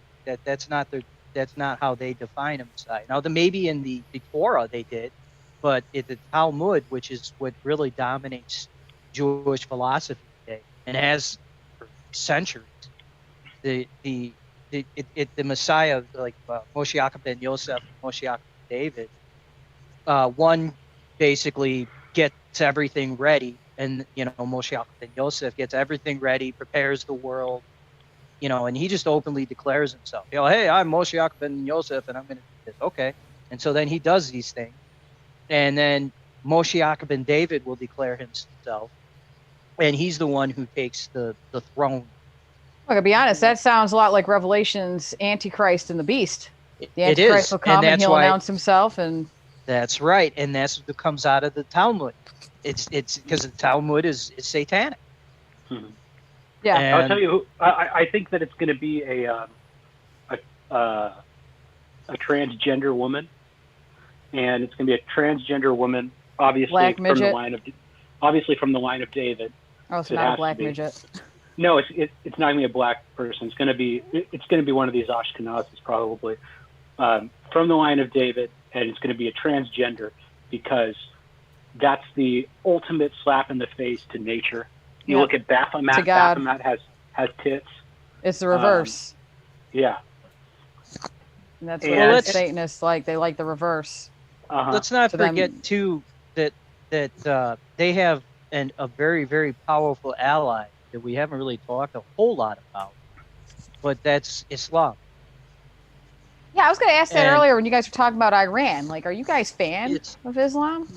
I studied Islam for a long time. My job was there, and you look at the history of Islam. I have my Quran sitting over there from Saudi Arabia, written in Arabic, so I don't have to worry about some bizarre translation. And you look at Muhammad, an illiterate, couldn't read or write. Who was Muhammad's first wife? Hajjah. Yeah, So she was the Jewish widow, what did right? she? Yeah, there you go. What did she do for a living? She was a merchant, a Jewish merchant.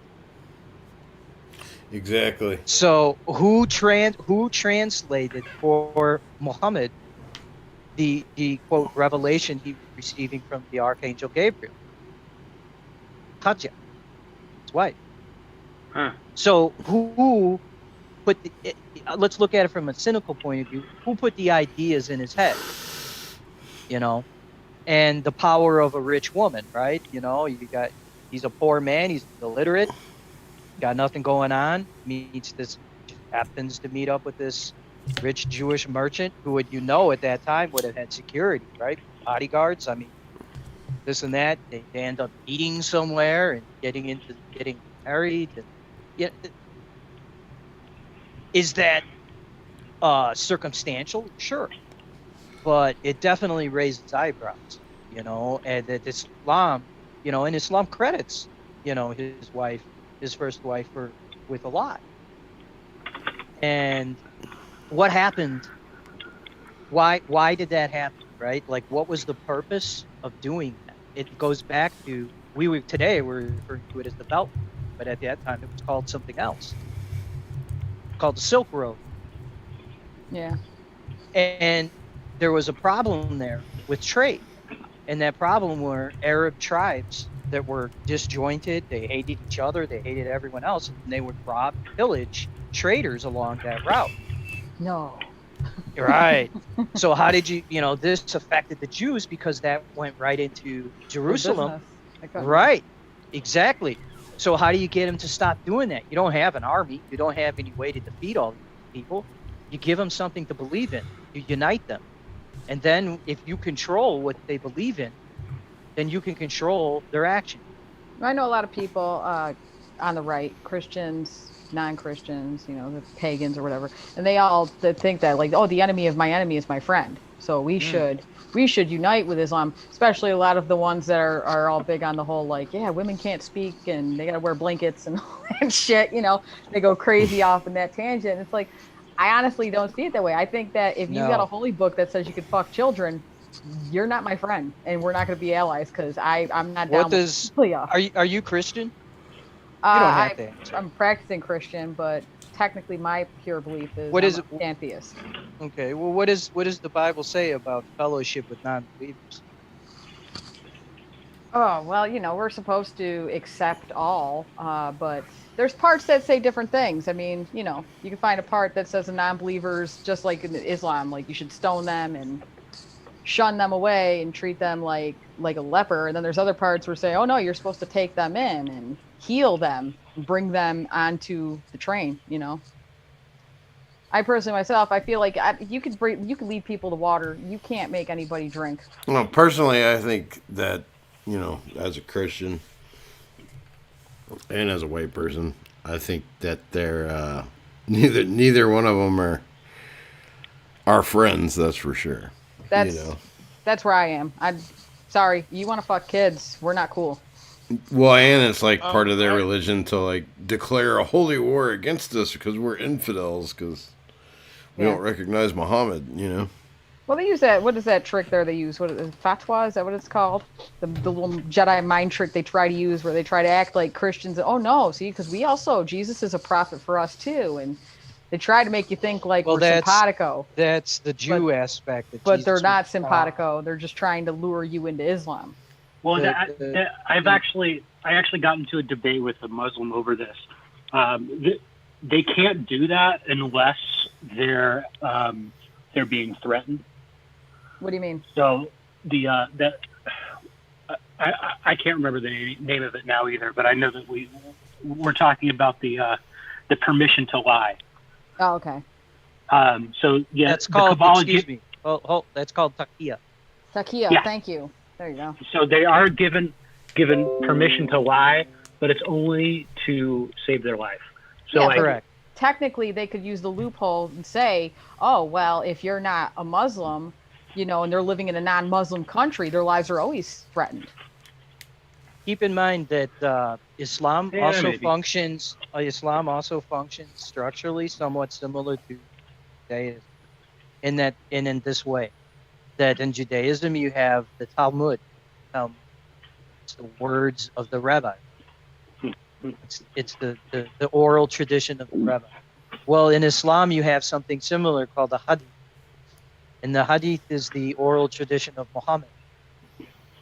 So some Muslims put more stock, I guess is the right word, with the hadith than perhaps even the Quran. Like some Jews put more stock with the Talmud than they do the Torah. And so the hadith say different things and it's kind of like an addendum to the Quran.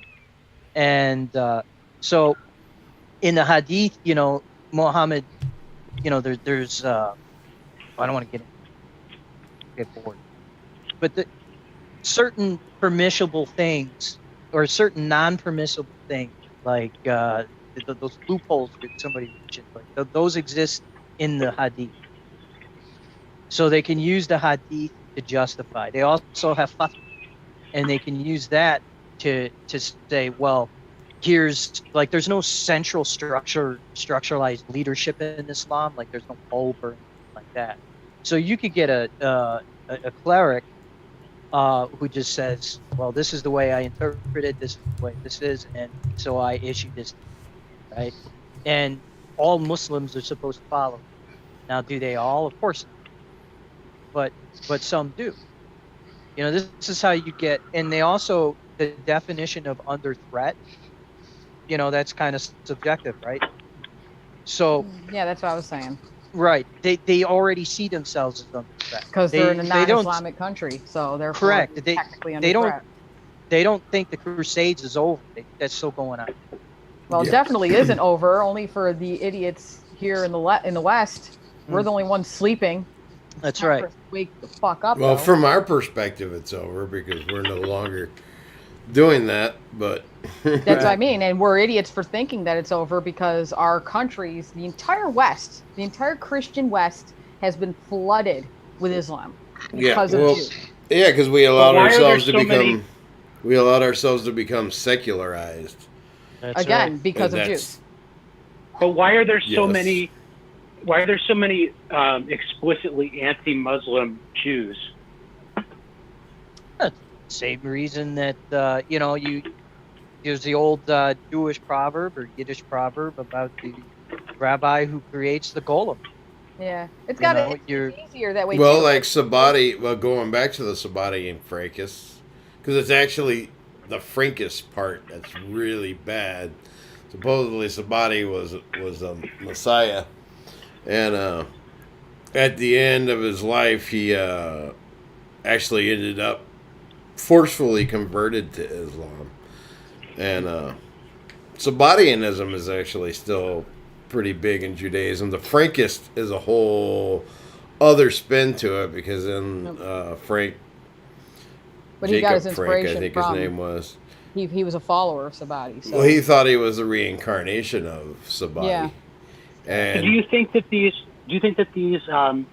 neocons like Laura Loomer, Bill Kristol, do you think that, well, Laura Loomer is more of a nationalist, I guess, than a neocon, but these Jewish nationalist types that are saying all of these things that basically get them banned for Islamophobia, do you think that they're just not in on the take and that they actually have these feelings, or are they being deceptive for their own gain? I think Laura Loomer is not deceptive. I think that she is ignorant. I don't think she's that smart. I think she's kind of a bimbo. yeah, I would but agree with all of Bill that. Kristol 100% is being deceptive. And I think that when it comes down to it, Bill Kristol and his group would love to see nothing more than the destruction of this country. Yeah, Well, but let me get and back to the you're leaving- Frankism. Let me get back to the One- Frankism because I was in the middle of that, and I don't want to go Sorry. Say, don't forget Dennis Prager. because it's incredibly relevant to understand Sabati and Frankism, to understand what's happening and why. Because it's, even if like people aren't necessarily Frankist, it's those Frankist ideas that but basically the idea was that Frank came up with was that the Messiah will only appear when all light has extinguished itself from the world. So by spreading the evil and secularizing everything and all this crap we see with the, everything getting inverted, debauchery. and all that, the debauchery and the degeneracy. They think they're doing the right thing because the Messiah will only come once all the good is extinguished from the earth.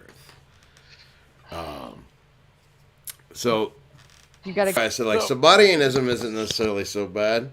It's the Frankism. view language, how they view their Talmud. Yeah. Everything is numerical. It's all numbers.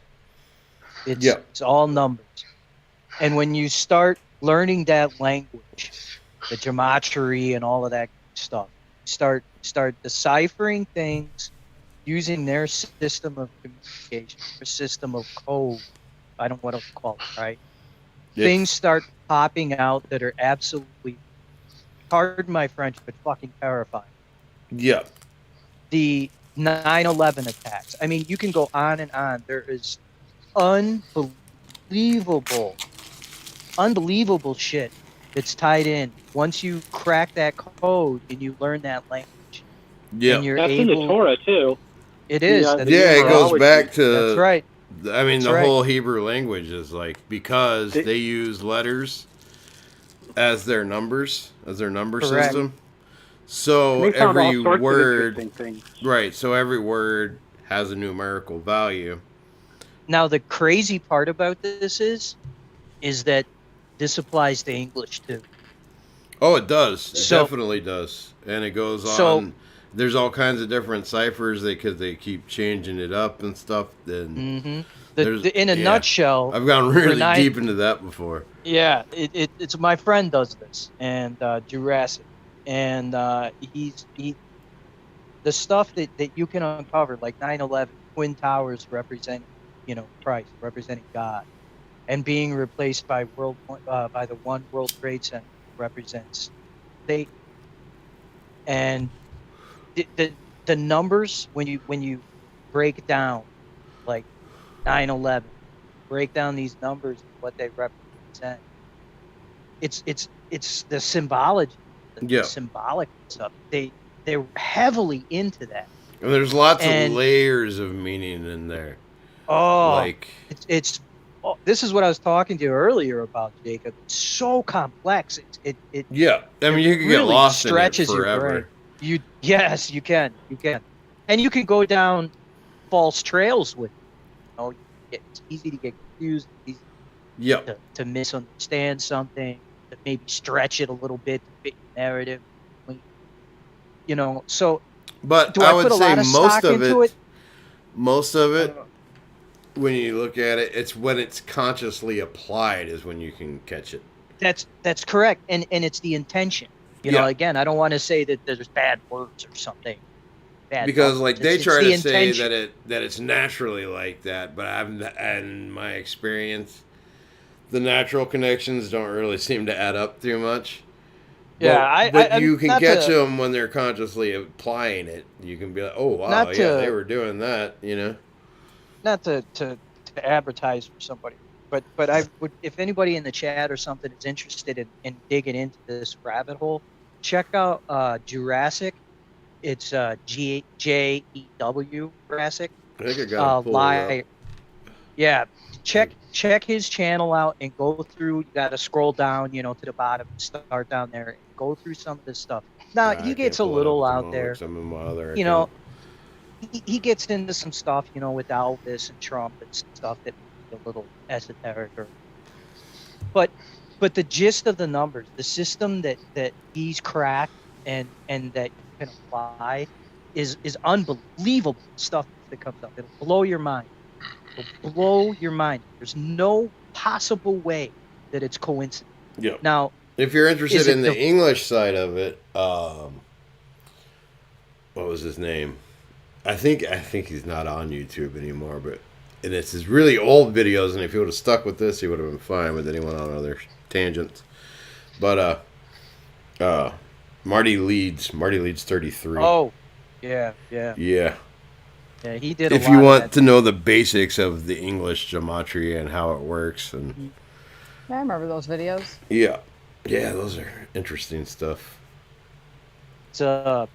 It's a crazy world once you start digging into there, and it really makes you think that there is what I believe.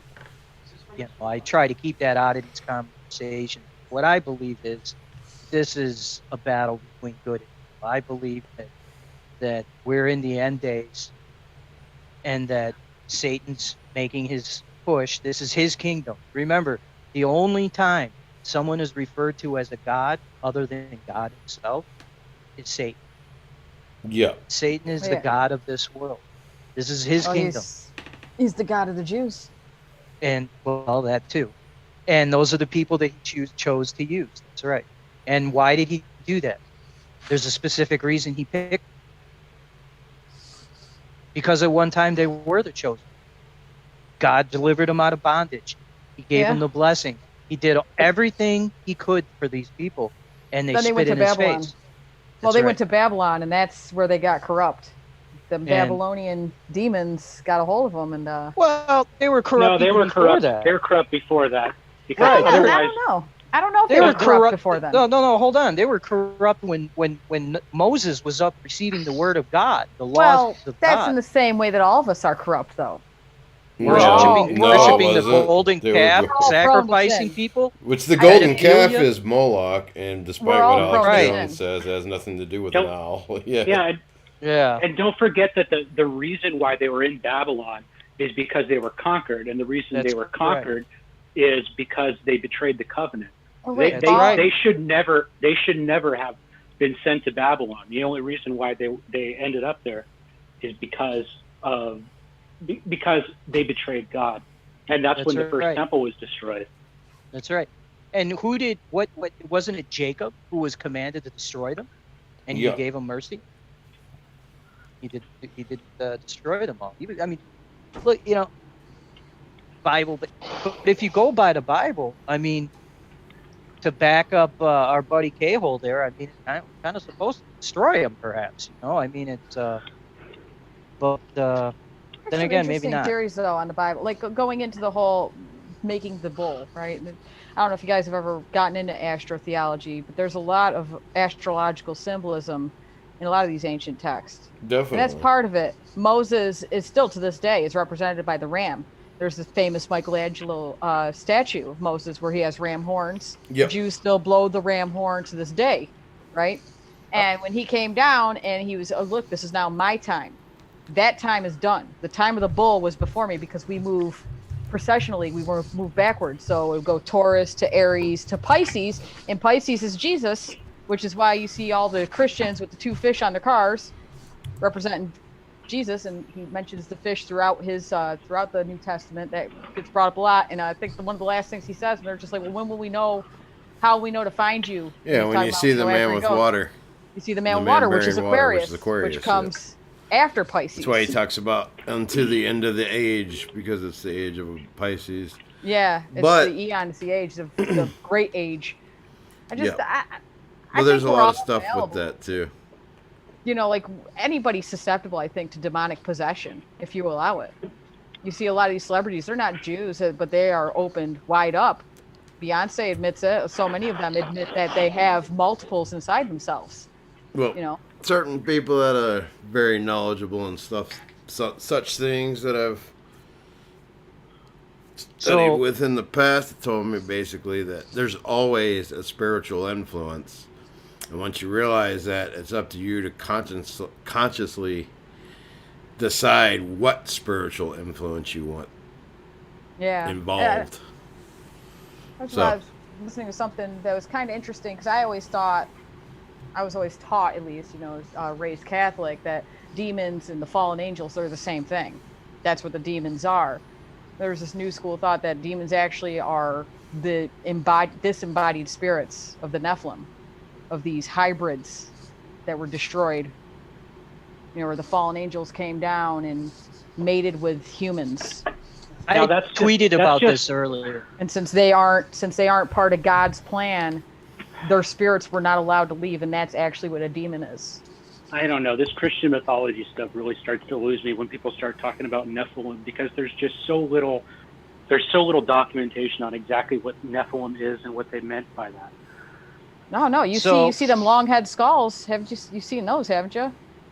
So, this is what my good friend said today. I put it on Twitter. He's banned, so I get his stuff and I put it up.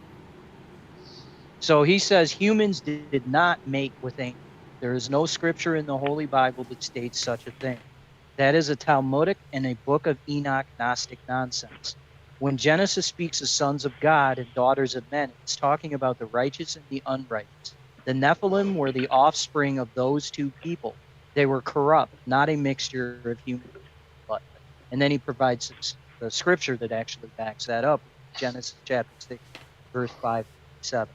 I don't have to read it, but no, there are scriptures though besides that. In Enoch, the book of Enoch though was part of the Bible. I mean, just because Constantine decided it didn't fit his agenda, I mean, they still found it in the Bible down. It was in Ethiopia.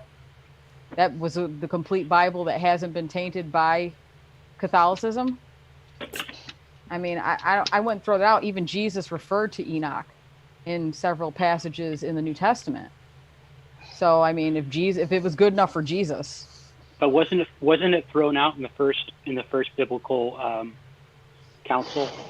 I don't know if it was the first one, but it was one of the councils that they got rid of so many books. But they got rid of Enoch mostly because of the third book, because it was so prophetic, and it was prophetic in a way that didn't speak to any of them, which a lot of people say, oh, because it's about our time now. It's about the 21st century, which is why it didn't make any sense to them when they read it. And that's why I get really wary about talking too much about these books that aren't included in the Bible, because I feel like they're used against us a lot. Yeah. Like if you get into arguments with people, particularly Jews or Muslims, that are looking for ways to obfuscate the truth, the thing that they're going to often hit you with is, well, what about all these other books? Well, that's a good point, though. I mean, that's banned knowledge. That's what it was. It did not fit Constantine's agenda, which Constantine's agenda, he wasn't Christian. He didn't believe in Jesus. He didn't give two shits. Yeah.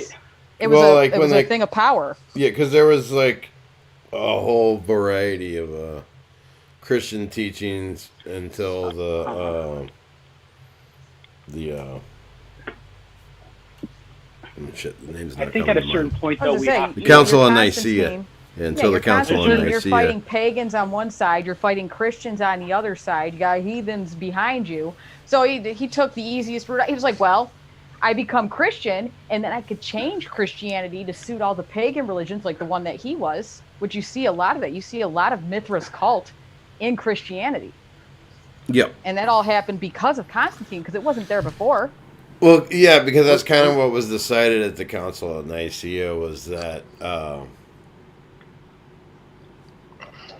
Well, let's be honest. If the emperor brings you as a bishop there, you're listening to him. You're not dictating to him. Because, like I said, there was I think that once you start questioning the first biblical council as to their decision making on what made the final cut for the Bible, then pretty much every single book suddenly becomes suspect.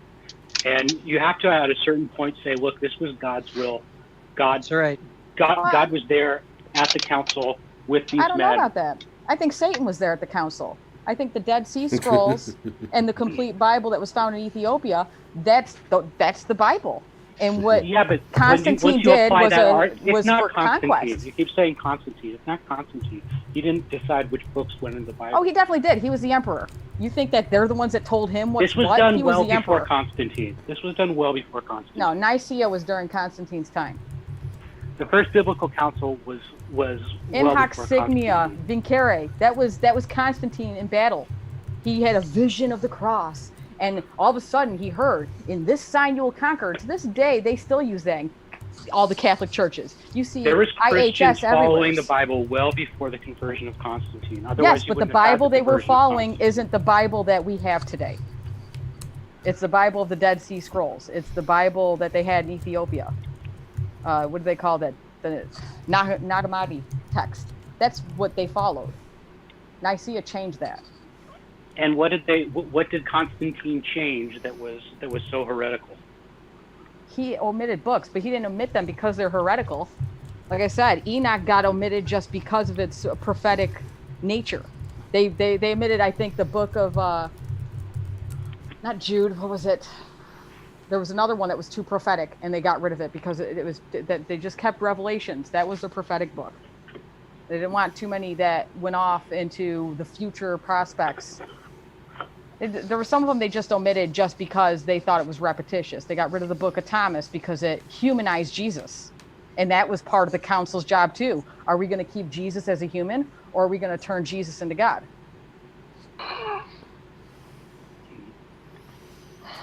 I mean, it's a philosophical debate. I just my Yeah, belief well, personally- basically, what they decided, because there was, like I said, there was lots of different strains of Christianity, and I mean, even if you compare, because this is after the Council of Nicaea, even if you compare the Orthodox Church to the Christian Church, or to the Catholic Church, they're very different, even though they both stemmed from the yeah, same church at one point, but they went on separate paths, and Orthodox is incredibly different from when you say Orthodox, you mean the Coptics? Eastern Orthodox, like Well, Greek that's from Orthodox, the Roman Bulgarian split. Orthodox, Russian Yeah. Orthodox. Yeah, the Roman split. Yeah. The two capitals. The schism. Well, if you go to the Coptic Church, that's the oldest Christian churches. Yeah. That follows more in line of what I'm speaking of, because they follow the complete Bible still. They never were part of the council, so they didn't alter any of their text. What do you mean by the complete Bible? Because there was all kinds of works. There's some that aren't in the Coptic that are in other Gnostic texts, and there's all kinds of stuff. There was a Gnostic text that were forged. There's all kinds of stuff, depending on which rabbit hole you want to go down. I know what you're saying, but The I'm saying Nag that Hammadi is, from what I understand, the complete that's an books and all the books that they oversimplification of found. the matter. You know, And all the books they found, the to Dead just call Sea it the Scrolls were all complete in the Nag Bible, Hammadi. you know. Well, let's say the Nag Hammadi Bible, because everything that was found in the Dead Sea Scrolls is all in the Nag Hammadi Bible. All these books that have been removed. I guess you could say there's Gnostic, because that's what the book of Thomas is considered a Gnostic text, and that's still in there. So I think I think that the Book of Revelations is cause for enough confusion and alarmism and disagreement without having to dwell too much on prophetic books that were thrown out. It doesn't change the overall message of the Bible.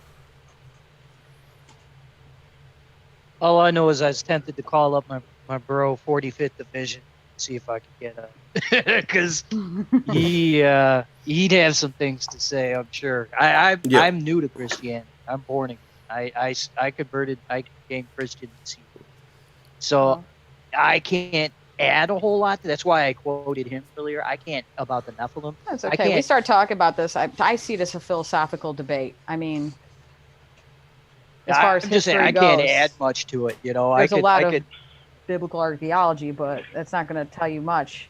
To me, I look at some of the evidence. Like I said, there have these long skulls, which most people, when they hear that, they think of, the banded baby heads. But no, I'm talking about the things they have. Yeah, those were actually, they were copying what was actually, because they found the skulls. These are freaky. They're different. They have a different amount of plates. And there's no plate. It's one solid. Yeah, it's one solid plate. That's what I mean. When you look at things like that, or they found just mutated skulls in such a severe mutation that there's a difference. They can tell when something was headbound, and the ones they're finding are. So different. Let me ask you something. What's that? Did you guys read through all those Clintons? Huh? All the what? All the Hillary Clinton emails? You cut out a little bit there. No. Did you guys read? I mean, that was quite the reason. You mean the Podesta ones or her emails? Her emails, and there's a specific reason why I ask. I'm not shifting topics. No, it's all right. She's a fucking demon. I'd bet. In their emails, they discussed that they had found the tomb of Nebuchadnezzar. Oh, I heard. Oh this. yeah, I did hear about that. Yeah, I heard about that. Yeah. Now let me continue. That wasn't all they discussed. They also mentioned that they were still searching for the remains of the Nephilim.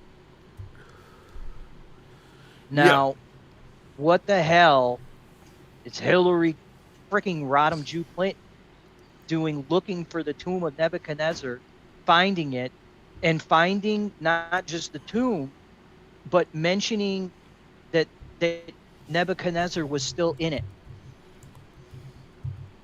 And that not only was he still in it, it looked like he died yesterday. No decomposition. And why then are they looking for Nephilim? Is there so when I don't know. I'm not asking rhetorically. I really don't know. Is there what's going on there? You know, and the reason that I even bring it up is, Yeah. I mean, I can't say anything with certainty, but I've heard a lot of stuff like with the Smithsonian, with them finding. Oh yeah. And they're always like the giants, you know, and they're always the red-haired giants. That's the messed up thing, because they actually had articles. You could find these articles still. Yep. That papers wrote up when they discovered these mummies and these giants, right? And It's like start near the Grand Canyon, right? And then they start dumping them in the ocean. Then there's other stuff that's maybe not as credible. That about how they were on some kind of weird stasis and they could wait and they woke one up and all kinds of crazy stuff. I've never heard that one. And I don't know enough about it to like say it firsthand. You know what I mean? Like, oh, with assurance, this is what happened. So I don't. No, I just, like I said, I like philosophize about this. I've heard many different theories, and I find some of them very intriguing. Like, I got a question real quick. Wasn't the Smithsonian also implicated in destroying some of those remains, quote, giants? That's what they say. I don't know if they've destroyed them. There's actual studies now. They refer to it as basement archaeology, because the Smithsonian's not the only one. Museums across the world have more things in their basement that don't fit the narrative of what our history is than what they actually have on their floor. Believe it or not, what our history is. Believe it or not, that's part of what drove me to Christianity. A smaller part, but a part, because I was a huge thing on, being a scientist. I was big into Darwin, right, and evolutionary biology. Yeah. And when I discovered the horse shit, pardon my French, that surrounds that. Yeah. And the fact that they purposefully leave out archaeological evidence. They have to, though, because the history books say that that's not the way it was. So if they put that on display, you got to rewrite all the history books. Right. And then you got to retrain all the history teachers. That's why you can find pages and pages and pages of OOPArts, out of place artifacts. And, there's so many weird things that are unexplained. And this goes on to geology too. Yep. This goes it on. Definitely does. Yeah. I'm sorry. Go ahead, Steve. I think that's why they keep changing their mind about the Brontosaurus and Pluto. Yes. Is because if you focus on these things that really don't matter, oh, we found out it is true. Oh, we found out it wasn't true. Maybe they're just gatekeeping a much bigger question. Right. Oh, they definitely are. They definitely are. And like I was saying, it's just a snap in the face. Hey, look over here, look over here, look over here. Think about what's in the Vatican vaults, So do you think, let me ask you then, do you think, I mean, I know you all said that you had to read through those emails. I mean, do you think that's possible? Did they really find this tomb of Nebuchadnezzar? Is the dude in there? Did they remove him then? They said they removed him. Did they, and if they did all this, what the hell for? Are they looking for life extension? Of course. Do you think that's it? You think it's a life extension thing? They're always. I think it's more than that. With Nebuchadnezzar, that's like, one of their ancient evil friends. One of the ones was Nebuchadnezzar. What about in Daniel? What about the Tower of Babel? That was. Yeah, the Book of Daniel has some really interesting stuff in it. Right. Yeah. Wasn't it Daniel who went to Nebuchadnezzar and said, "I can read your dream," and he spoke of the statue and the head was gold, body silver, and he explained. This might be an unpopular opinion, but I don't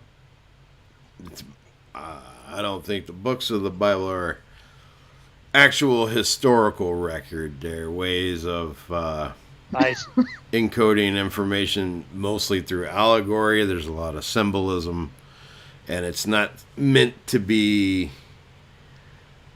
taken as a straight fact historical record. They do. There is a whole study on biblical archaeology that's existed for well over 100 years now. Not that the Bible is 100% literal, but you can find a lot of similarities, biblical stories in ancient Egyptian hieroglyphs. Right. Stories. And it was for centuries. They said, "Oh, Sodom and Gomorrah. That's what that is. It's a tale to tell us about something. It's a story." Then they found Sodom and Gomorrah. Supposedly, Okay, yeah, but there they was found Ur. there wasn't a sign that said "Welcome to No, Sodom" of course and not. "Welcome to Of Gomorrah." course not. You know, Of what I course No, mean? but not. just from the They- evidence of the destruction. Right, that's they why find they- something and And they in the they location, right? well they find They something think and they they found- put it and they say they think they found this but they Well, they definitely found Ur, which is where Right. Abraham supposedly was from. Correct. They Right. think that they found the pillar of salt too. Really? That dumb True bitch. story. They well funny thing about that that pillar- because like the word for in Hebrew when it was written, the word for salt and the word for vapor are spelled exactly the same. They're pronounced differently, but they don't put in the Torah. They didn't put the Yeah. the Well, a lot of those ancient languages, vowels are interchangeable. right. So they Right. put the vowels for they put little marks for which vowel's supposed to be there. So they're spelled Yeah. exactly the same, but they're pronounced differently. But Yeah. so I don't know. The story could be- Christian archaeologists are always parading around the craziest things like Yeah. finding Noah's Ark. You know, they're Yeah. always trying to find these things, and it's fun. You know, it's fun to look at their pictures of the Pillar of Salt and say, "Oh yeah, that's her.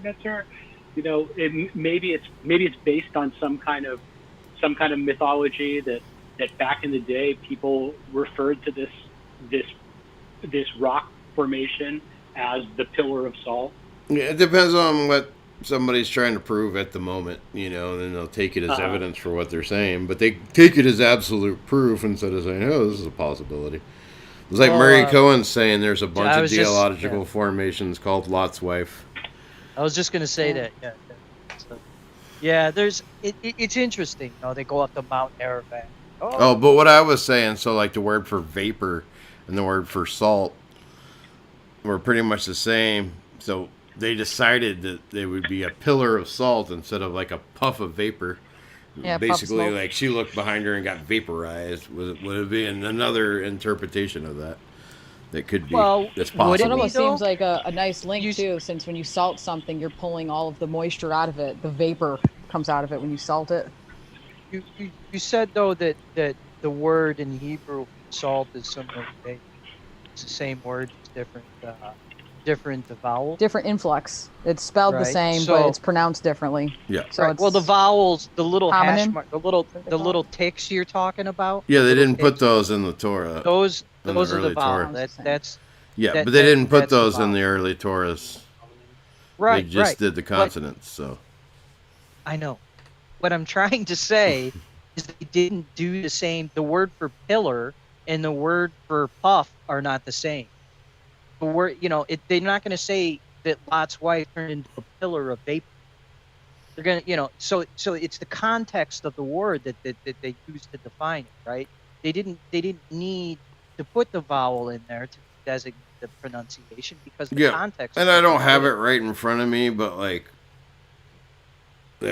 it was the whole sentence that there's like, okay, Oh, this is also okay, an okay. equally. I was just Okay, I didn't know. paraphrasing Like I because I said, don't have it in front of me and everything.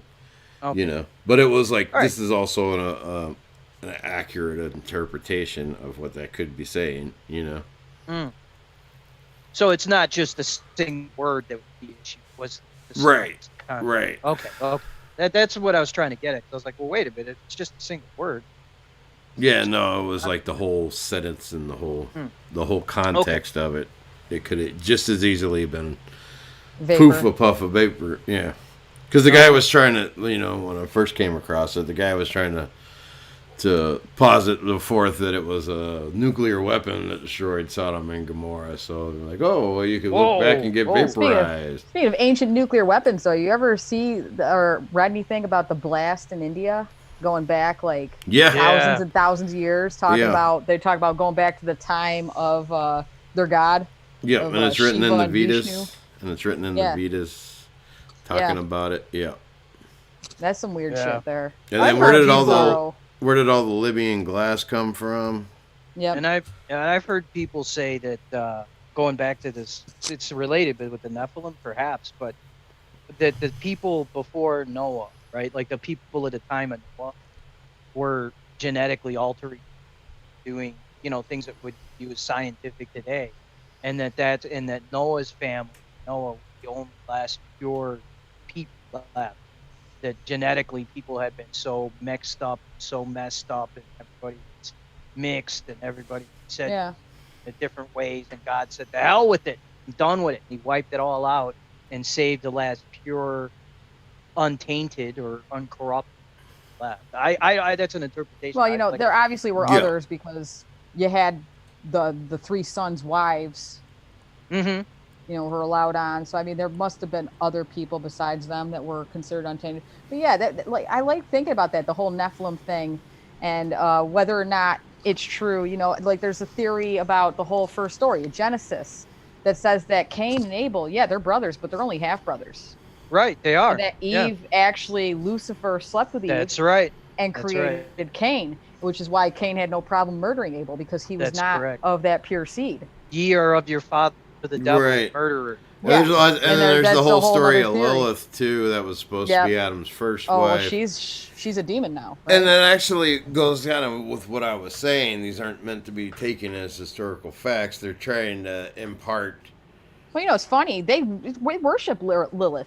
Ever since the 90s, all those dykes been having Lilith fairs. Well, because Women power. she wasn't like, even native to the Hebraic pantheon or whatever. Well, but You wouldn't call it doesn't a this make pantheon, you, but- Jacob? Though doesn't this make you think that it's possibly? Doesn't this lead you toward thinking that it is literal? That you know, you look at the way people are today. Well, no, I look was at- just explaining how it did the exact opposite because. Oh, okay. Well, go ahead. Because there's all these different stories where they use the same characters and they'll introduce other characters here and there and stuff, but they're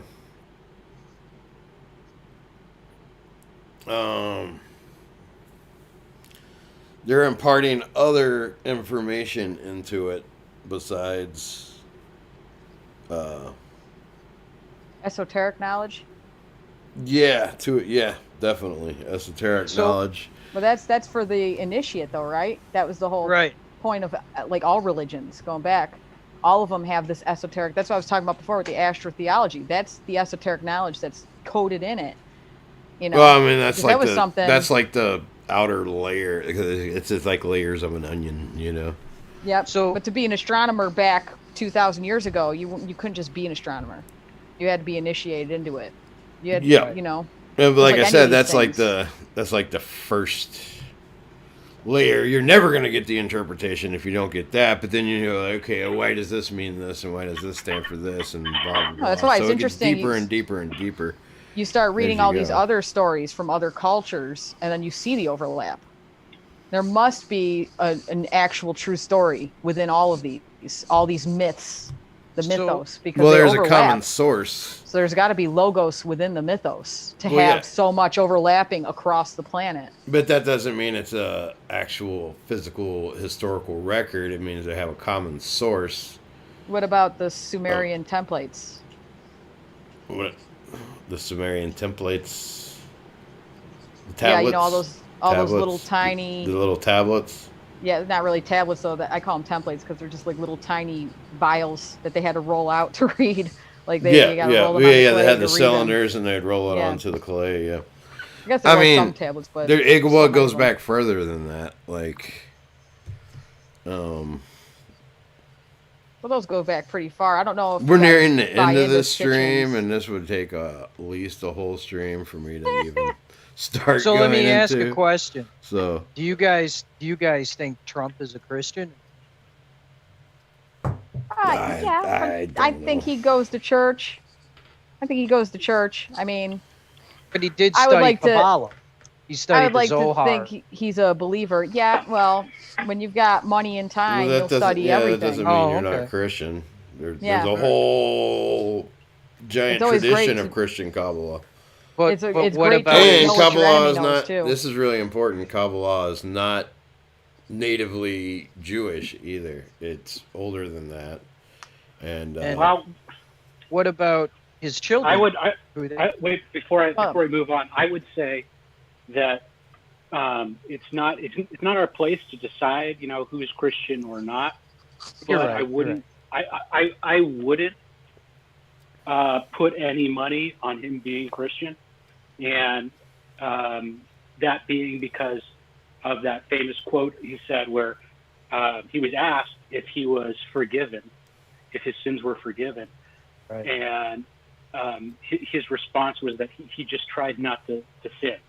When was this quote from? This was during the campaign. With the evangelicals kind of cornered him a little bit. And asked if his sins were forgiven, and his response was what again? I just try not to sin. I just try not to sin. Yeah. And That's not who really. was it that was saying it? I think it was Air Raid. I could be wrong, but I totally agree with him that Trump the person is less important than Trump the symbol. Yeah. Yeah. You know? That's Like true. my husband. That's That's like what my husband says about Nick Fuentes. Yeah, but he's a terrible symbol. You know what I mean?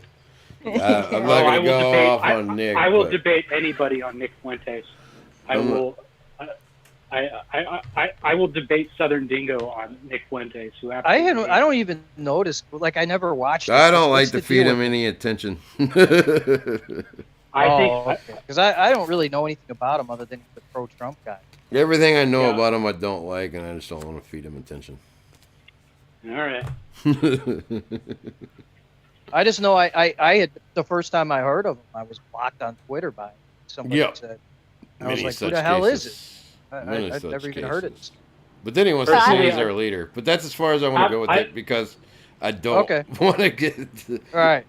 We I go. don't think it's fair to judge whether or not somebody is a good Christian or if they're a Christian because, we all find the path to Christ in our own way in our own time. I mean, that's Going to church is one big step. I mean, that's a critical part of Christianity is that we're all sinners and nobody's perfect. And Yeah, well, that's So- what I was saying earlier. Well, I just what I meant by my question, and I stand corrected in the question, but what I just meant by it was just that it can think. It was the wrong question to ask. We got Congo in here. Who's Yeah. Congo? He seems pretty cool. Is he from the Congo? I don't think so. no. He's got to so. Oh, let me just No, say, since I've perhaps. been dragged into this on Nick Fuentes. No, we're not going into Nick Fuentes. Well, Damn let me it. just say real quick, he's actually out there in our city in Atlanta with Alex Jones trying to rally people to stop the steal. And he didn't right. say That- shit to fucking Sammy, whatever, Ali, Davis fucking Jr. guy? whatever. So you know, that's I just pretty don't gay. want to. Yeah, that's pretty gay. But I Yeah, don't even know who this that's black still, guy is. that's He's back more. to Alex Jones. That's more than most people on the right are doing. Like I don't Exactly. see these other Most stupid people on the right-wing right organizations. work jobs. I know. I'm talking about the. I don't know. I think he does more harm than good, personally. But I really don't want to get into it.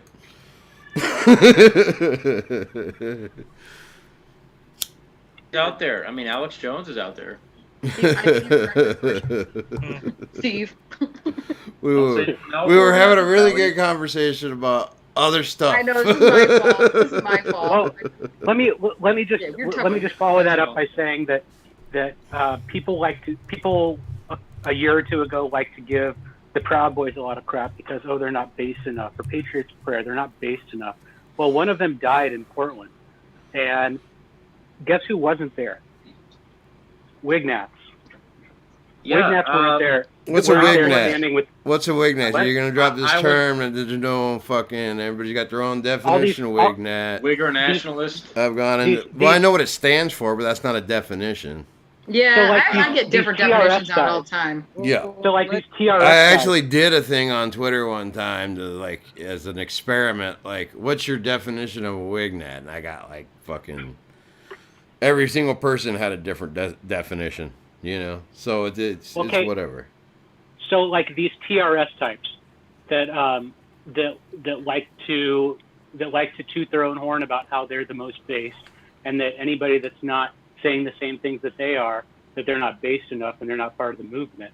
But the Proud Boys were the ones, and the Patriots Prayer were the ones standing on the streets, and one of them got shot. The same thing happened in Absolutely. Colorado.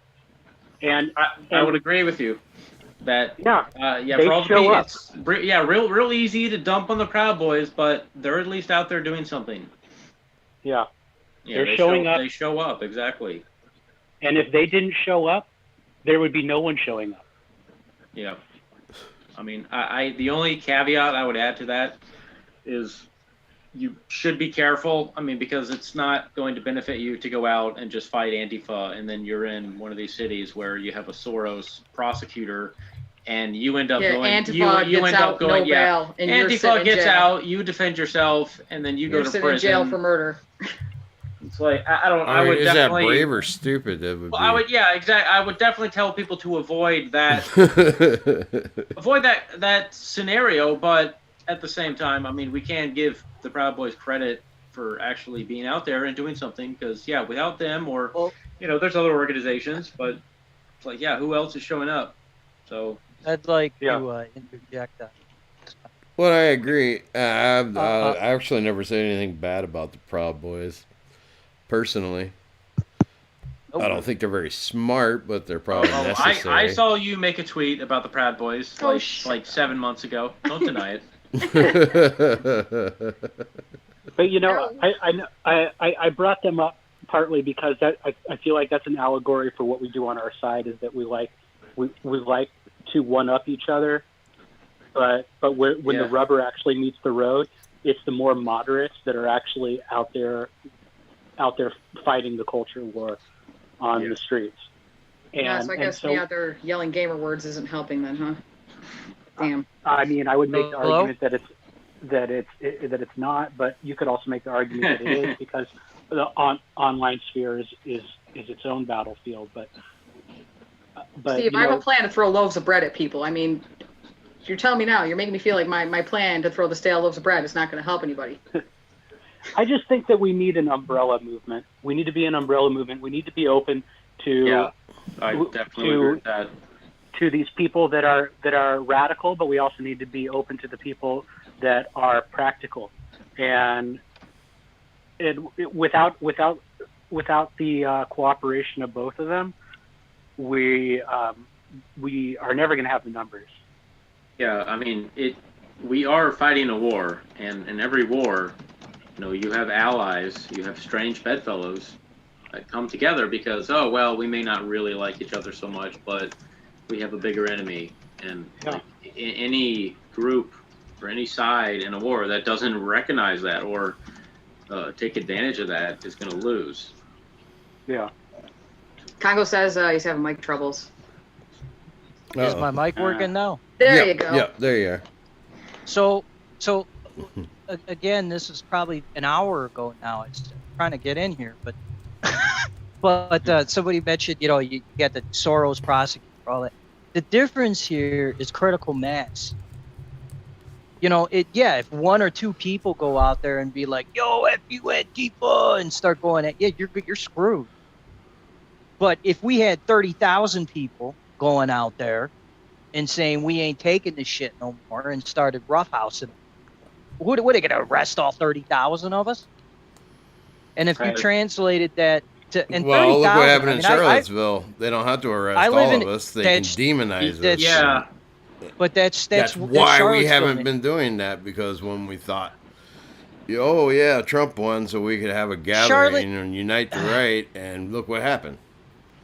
Charlottesville they was still hold it up as the poster child of how fucking bad the right is, even though.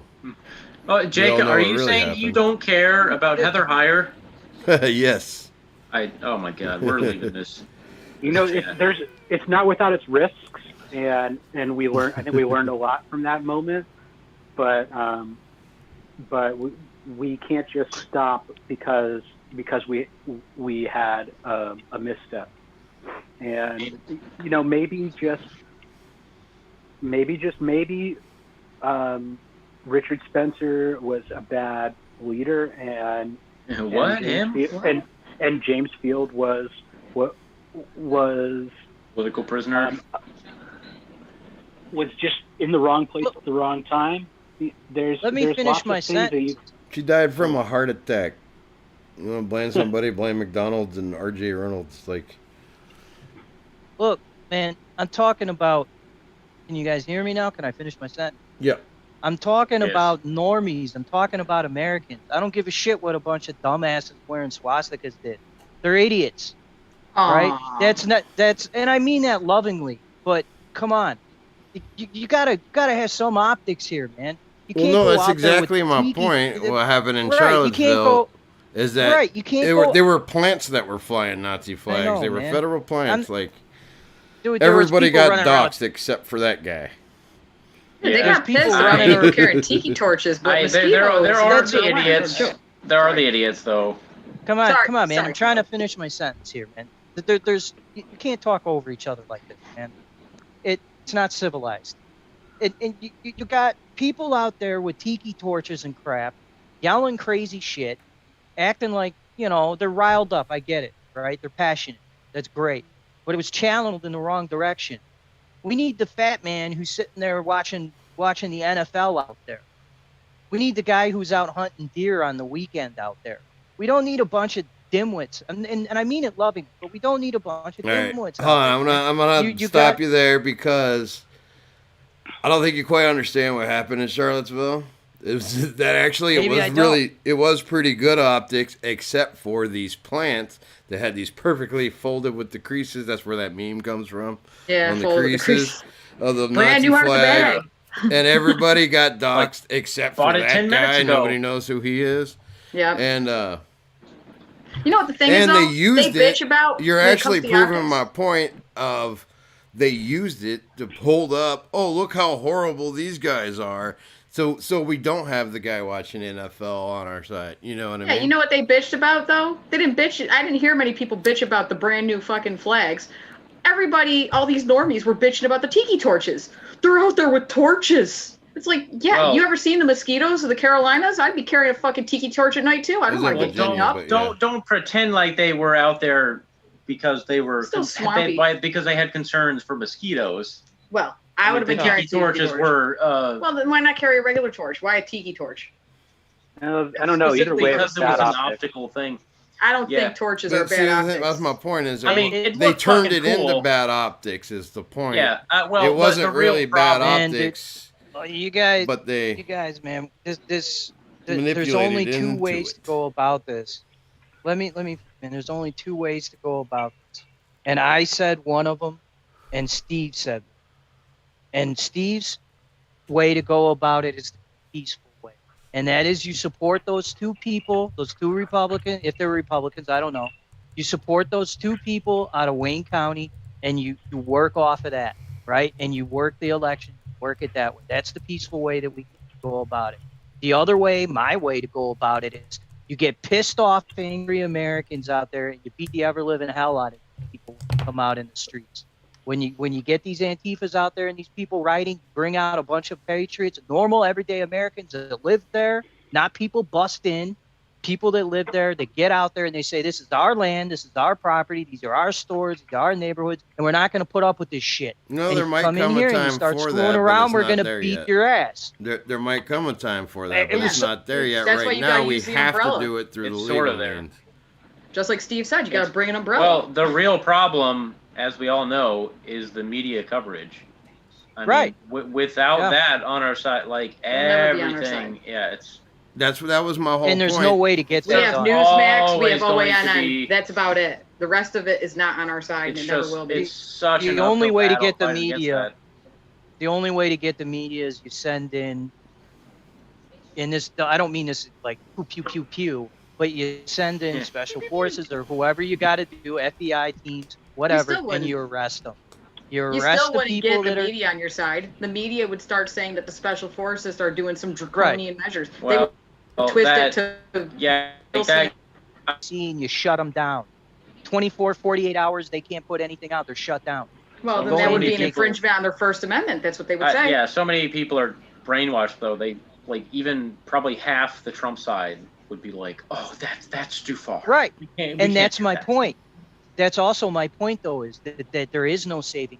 Because that's the only way to get it done, and it ain't going to happen. Well, that's So why the we have to media's- do it through the courts first, because now that we have all the evidence we need, Right. if it either goes through the courts and Antifa, and this is actually what I think is going to happen because they actually want the chaos. And it's easier to get the left to react than it is the right. So, well, they shifted that on purpose because they tried to get the right to react and become violent. And we didn't crazy take the bait, so fears. they had to go the other way. That's right. Exactly. You guys think That's that they started trying to get the right to react back when Obama won the first time around? Because there was a lot of McCain supporters, and they all seemed quite fucking pissed when McCain lost. Not that I'm a McCain fan. Hell, at that time I was registered independent and didn't vote for either. But well, Congo was I saying do that remember earlier. that. It was like dry runs because that was around the time you had Occupy Wall Street as the proto Antifa, and you had the Tea Party as the right side of it. You know. Yeah. Well, Tea Party was there. They were at Occupy Wall Street. I'm ashamed to say I voted they for were the McCain. The Tea Party were the ones that the fucking IRS. What they do to them? They I didn't really audited them or vote some for shit. McCain as much as I voted against Obama. You could have voted third party. Yeah, but would be. I was Please overseas. don't vote third party, people. Please never vote there's third no party. point. I don't. These people are like, oh man, no, it matters. Like, no, it doesn't. Well, I voted It's third like what party. in like 70 years, the third party is going to be a viable option. It probably never Like, will. No, it's never going to happen. It's because a political statement because you're not going to choose the lesser of two evils. You're just like, fuck it, I'm choosing an alternative. I'm not going to give my support to either one of these people. So yeah, by the time the third party becomes a viable option, it's like one of the two parties will have taken political dominance, so it won't matter. I get that it was throwing my vote away, but at least I wasn't throwing it towards something I don't support. Yes. Well, yeah, Murray Cohen's saying like the Tea Party So, weren't McCain guys, Steve- and I was saying, yeah, that's pretty much the whole point. Is that they were very definitely not McCain supporters. They were, you know, they hated were the an actual neocons as much grassroots. as the Democrats. So- you know what I mean? Yeah, what happened? The the thing IRS is audited them, right? They had like You some couldn't- shit happen to them. And actually, Trump is like the direct the populist movement that's symbolized by Yeah. Trump now is the They- direct they- result of the Tea Party and then the Ron Paul libertarian, and then you know it's the same populist movement. The Tea Party was a genuine grassroots movement, and they didn't like that. Yeah. Yeah, and it got So you- hijacked, when you- and the IRS fucked with them, and all kind of They called it bullshit. racist. Of course, they always call us racist. I got a question for Steve. This will bring it around full circle. What are the next steps then for these for Michigan? What happens? Do we just have like since this decision happened, since they said no, or the two took a stand and they said no, we vote that. What happens? Now it goes For to Michigan. the state certification board, which is basically the state legislature, which is Republican run, is going to decide on Monday whether to certify the results. Right. And Okay. everything's up in the air right now. But the head of the legislature, who is a Republican, he cucked. He went on the record saying that they were going to certify the election for Biden. Right. Now, as I mentioned before, Trump has reached out and invited them to the White House, and hopefully he's going to make a deal with these guys, and they're going to block certifying the election. And the main important You said they already visited the White House. Is that correct? No, they have been invited to the White House, so they may be there right now, or they may be on their way. But okay. But the so point is they're if this going to block- the White House. Yeah. Yeah, if this blocks, then Biden So they did doesn't accept get the to- invitation. Yeah.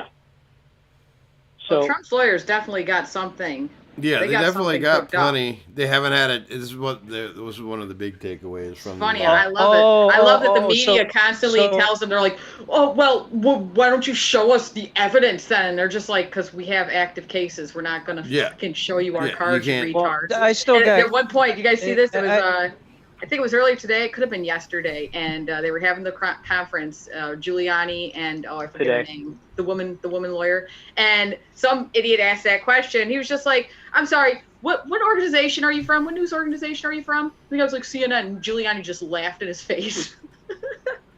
Yeah. So, Well, I got a question. Hundreds. Hold on a second. They have hundreds of affidavits. 8 of them have been made public. They're not going to release all the affidavits because these are private citizens that don't want their lives ruined. Right, because the few that have come, that did go public, are getting threatened and doxxed and all kind of shit. You know. Exactly. So a couple questions here, though. I guess follow-ups. One, so the invitation to the White House would be more along. Trump's legal team's going to be there, I would assume, and they would present to the election officials, the board with the state there of Michigan. This is some of the evidence, or this is what we have on you, and involved what's going on, whatever. It's a good idea for you to cooperate and to do the right thing, or we can take the other route. Right. Is that the type of conversation that? Right, because they're basically saying, look, it's kind of like making a deal before you go into court. Like, you can avoid a trial if you do this and cooperate, or we can go to trial and you're going to be found guilty and sayonara. Is that kind of what the frame of the meeting that you're going to happen? Yeah. Yeah, because, what they're trying to do is they're trying to avoid having to completely turn over the election in Michigan and take that to the Supreme Court. Because they already have Pennsylvania going to the Supreme Court, and this is very expensive. If they can just simply block those 16 votes from going to Biden, then that's one step closer to getting the election to the point where neither candidate has the 270 votes to win. And at that point, it goes to a House vote. And when it goes to a House vote, Trump wins because Trump has the votes. Right. So my other question is, let me finish quick. My other question, I haven't gotten a lot of time to speak. My other question is if they certify it, let's say Michigan certifies it, they cuck out or whatever, they certify it, then is there another process then? Is there a way to challenge that then, or once they certify it, that's it? Yes. It's not because over. We still have, according to Giuliani, we have enough votes in that state to flip it back. More than double in 6 different states. We have more than double enough votes to swing back the election for Trump. He discussed that in the press briefing today. I was just going to say, I heard earlier, because I've heard this a few days ago, where a lot of these leftists and the media were saying that, like, oh, it's expensive.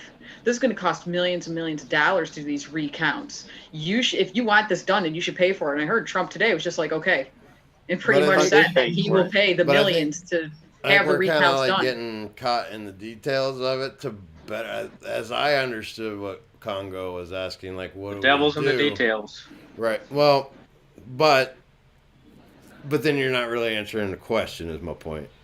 Because as I understood the question, as Congo asked it, like, what do we do? Right now, we have to do it, let the courts play out like they will. Now, if the courts are fucked up, because we all know that that Trump legitimately won. So if the courts are fucked up, then we will have the fat guy watching NFL and, your average factory worker and shit on our side, because they'll realize there is no political solution. I think what you're saying That's when it's time to go to the streets. But you have to do it that way tiki torches, so that we have the moral high ground. We have we tried the political solution and it didn't work. Does that make sense? They cheat. Right. They fucking cheat. Yeah, if they steal it, it's going to be bad. You gotta love that the media outwardly, smugly, constantly likes to bring up the fact that, oh, well, there's nothing you could do now because all those supposed illegal votes and illegitimate votes, they're mixed in with all the good votes. So you can't just pull them out. It's too late. Like, what do you mean you can't just fucking pull them out? Sure. Kind of bullshit, because, like the stamping and whatnot, unless you got the video evidence showing that they post-dated them, they look legitimate now. Too bad. Well, I keep hearing all over the They just media, keep and then I letting see it all in. these like normies on Twitter repeating it, like, "Oh, there's no evidence. Okay, I'm sorry, but there's no evidence. Like, where's the That's a lie. evidence? Yeah, And it's like, hey, you were just saying that because some idiots on CNN and MSNBC are saying, like, that's their mantra now. I don't even No understand evidence. people like that, because every time it comes to like them saying some evidence, they cut the Well, feed. yeah, you give them the evidence, Well, this they're is- just like, yeah, whatever. The, That's the funny uh, thing. You got the social the, media groups telling people, right? They put those stupid. They've been doing it since election night. They've been doing it to our president, Oh God. putting the freaking messages Yeah. like, "Oh, voter The- fraud isn't real," and it's like, well, there's notable cases of voter fraud going back years. I mean, there was a whole thing under Carter. There's been Yeah. plenty of cases of fucking. It is a real thing. There was a It's big it's not. expo We have it on right the voting now. machines in 2000 on fucking 60 Minutes. They actually asked him that though. They had both those fuckers, Zuckerberg, Sugar Tiz, I like to call him, and the guy who looks like the fucking Unabomber now, trying to look like Bin Laden with his beard. What's his name? The stupid guy Hey. for Slaughter. Jack. Yeah, they had Dorsey. both of them at Congress. They were asking the same thing. Like I think, what's his name? The guy they asked if he was from Canada. He was the one going after him. He's asking him that. He's like, so if I brought up and I put up the legal case of what happened under Carter, the cases of voter fraud that legitimately happened under Carter, and I put that up there as a tweet, are you going to put a sticker under it saying that voter fraud isn't real? He's like, I don't want to talk about hypotheticals. No, it's like, I because don't. you would. You Like know your fucking hypothetical. system would. Hold on. Let me tweet it right now. Yeah, right? Right. That's what I would have done. Hold on, let me put it out there. Let's see what happens. Yeah, it's like, oh, here you go, Jack. What do you say now? So so once a state certifies their election, once they certify the votes, she can certify. Is that the end of the legal recourse? No. No. You can still take it to the Supreme Court. They can still challenge it. It's still going. Yeah, Oh, it okay. still goes to the Supreme Court. The December 14th because is when the electors are actually confirmed. Right. So anytime up, Right. and even after that, they're still all the way up until January 20th, when there's all kinds of Right. things And that can that happen. date. Now that date. And this in- is really is important because rock it's the state legislatures that appoint the electors. So Right, Mhm. right. The January 20th that's set in stone, isn't it? The swearing in, isn't that constitutional? Isn't it set? That's set in stone. Yeah. yeah, And I There's believe no also, delay. I believe also December 3rd is the deadline for certifying all the elections. So if some electors aren't able to be cast on December 3rd, and there's not enough for either candidate, it's going to go to a House vote. Ah, okay. So the Democrats are really going to push. well, I to think get between the everything 3rd and the wrapped up. 14th is like the legislatures can decide still if Yeah, I'm they sure want to they can- send they can electors extend and it. for who. Yeah, All they have to do is put it to a vote. Are we going to extend this decision? but by the Yeah. 14th is when the electors have to be confirmed. Okay, So- thank you. Now let me ask you something. Do the electors have to vote the way the popular vote is in the state? No, It depends on the state law. depends on the state law. Depends on state law. That's Right, it varies Okay. from state to state. And since it's the state legislature has full control over that process, they could actually change the law in theory if they felt that it was necessary. So The Constitution was very vague about how the electors would decide how the state would vote, and that was on purpose. intentionally, yeah. I'm telling you, if shit doesn't go our way, okay, fuck the tiki torches. Everybody get your bags of stale bread. Like Steve said, bring the umbrellas just in case they try to throw shit back. Fucking- and let it be an Umbrella all-out war, movement. man. That's right. Start pelting them in the fucking right. face with stale-ass crusty bread. Aaron, you made me laugh. I'm telling you, that's what we gotta do. Yeah, I mean, I'm saying we have to do it uh, through the courts and through the legal means because right now Right. they want us to act like fucking retards. No, but if They shit go goes out there bad in the after all streets that, and shit. after all is said and done, shit They've goes been bad. trying to get us to do that for years, and that's what they're trying to Look, get us to do we're- now. Get no your- matter what. Because they've Sorry, already, sorry, I'm gonna sorry. put No this out there because this is important. They've already talked about before the election that they would try to bring in UN peacekeeping forces. That's one reason That why shit. we can't fucking.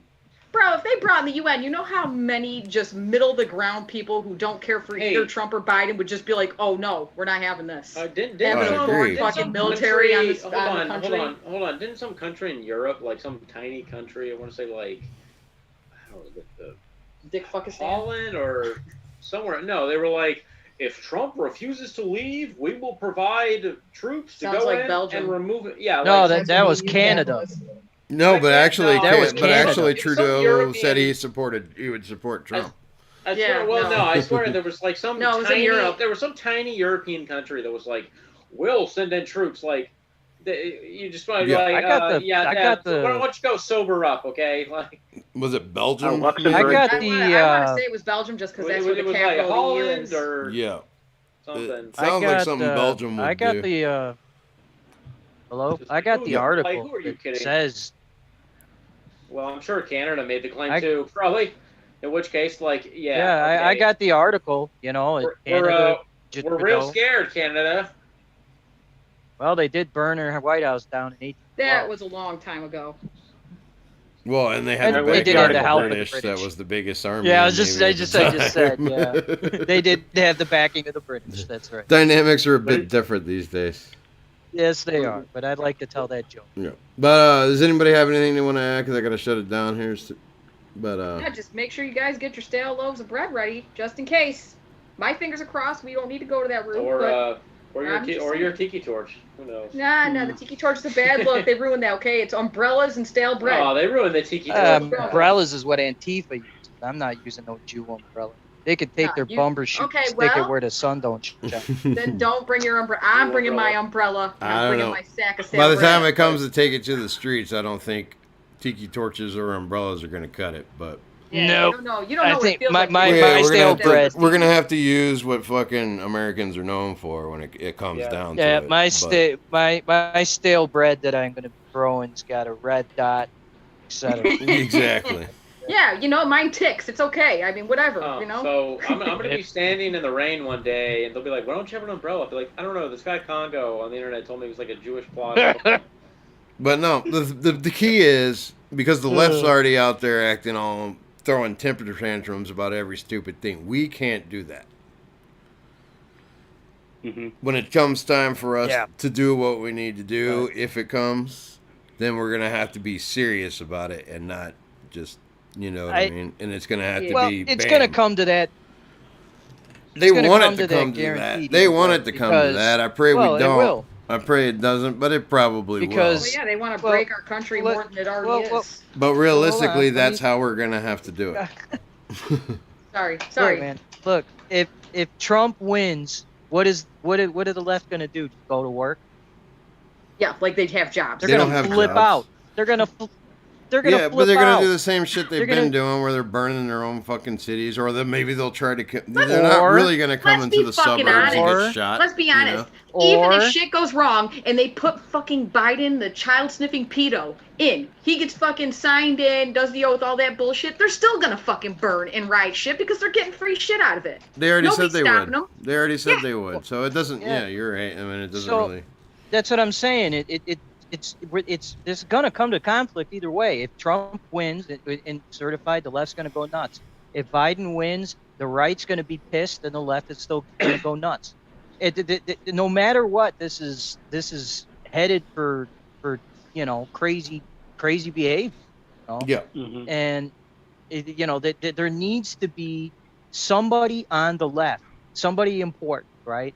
Somebody who's not, somebody that the left respects. I don't know Michael whoever Moore. that would be, but somebody on the left who they respect, who can come out and say, "Look, y'all, Probably some gotta black calm drag the- queen or something. you but- gotta calm down, right? You gotta tone it Bill Nye down." the Science Whoa, bro, Guy. you're giving them a lot of fucking credit. I've done the science, and rioting needs to stop. Yeah, I'm sure No, it's gonna happen. I'm not giving them any credit. I'm saying this is what needs to happen. But I'm it not won't saying happen. they're capable of it. That won't ever fucking happen. Instead, they'll show up with their tiki. They're like, "You have every right to punch Nazis in the face." I know it like that. Yeah, you're right. Like that is the only thing because they are completely under the spell of, They're- the mainstream apparatus where there's got to be a Whatever they put out there, they de-escalation. just do it. They have no agency.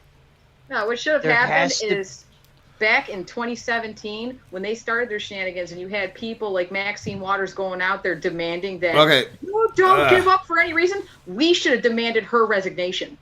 All right, we can't talk 20 minutes more. Like, No, sorry, I'm this sorry. is All right. final Oh, statement I just, from like I 10 just minutes think, I just think there has to be a de-escalation of the left.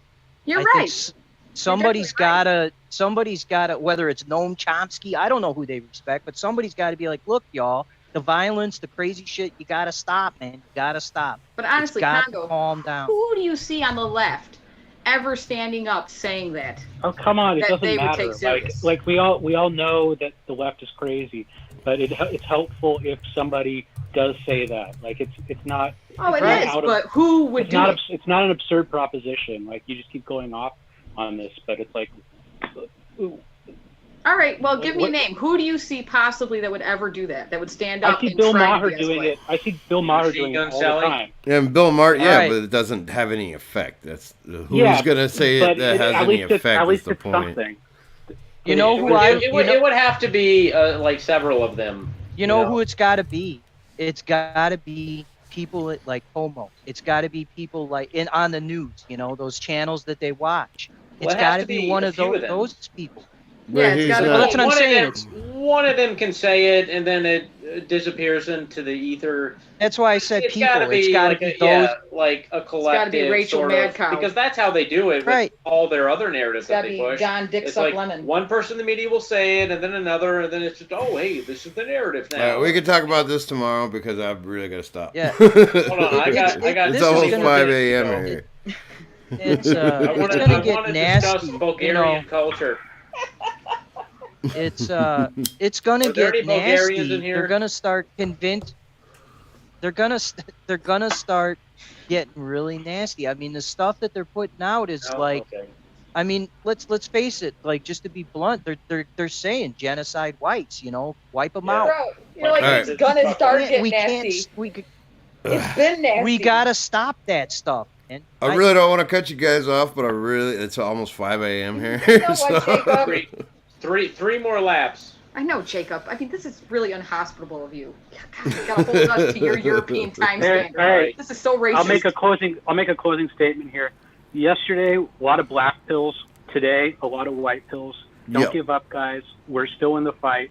That's and, right. Really? And we still got time. Get So, your bread ready. Steve, I'll see you in the chat. Tell me what the white bills are in the chat. all right. The Twitter. the Twitter chat. Yeah. Sure. Because Bulgaria's got to go. We all got to go. And Steve, you used to follow me and you don't. So, God damn it, Steve! You evil motherfucker! Hit How me, dare you? me up with the. I mean, I granted, think he's Congo racist. didn't I'm say my- racist I'm against my Congo. old my old account, man. It was something I look forward to. Like a lot of people don't like me, so it was What was something your I old look account? forward to see Steve at Congo_Red_. And he used to I'm looking tweet at your out account every right now. week, like follow these people. we follow each Because other? I am looking at your account right now, and I see that I follow you. If I took you off my follow back list, I'll put you back on. I apologize for that. Oh, my old account, the one it's still visible, and I can log in, but I can't. It won't let me do anything. So I had to make CongoRed it Junior. just, right, with no underscores, just one word. Oh, okay. I'm following the one with underscores. Yeah, because that one I can still access it. It's not banned. I don't know what the hell they did, but I can access it and I can get on there, but I can't I can't. Oh, yeah. I'm gonna distribute this Yep. chest here. I forgot to do it. Well, the past I'll two get with nights. you on. I'll get with you on So Twitter I'm gonna about do it. that It's showing. about nowish, Go ahead. and I'll toss some more into a little bit.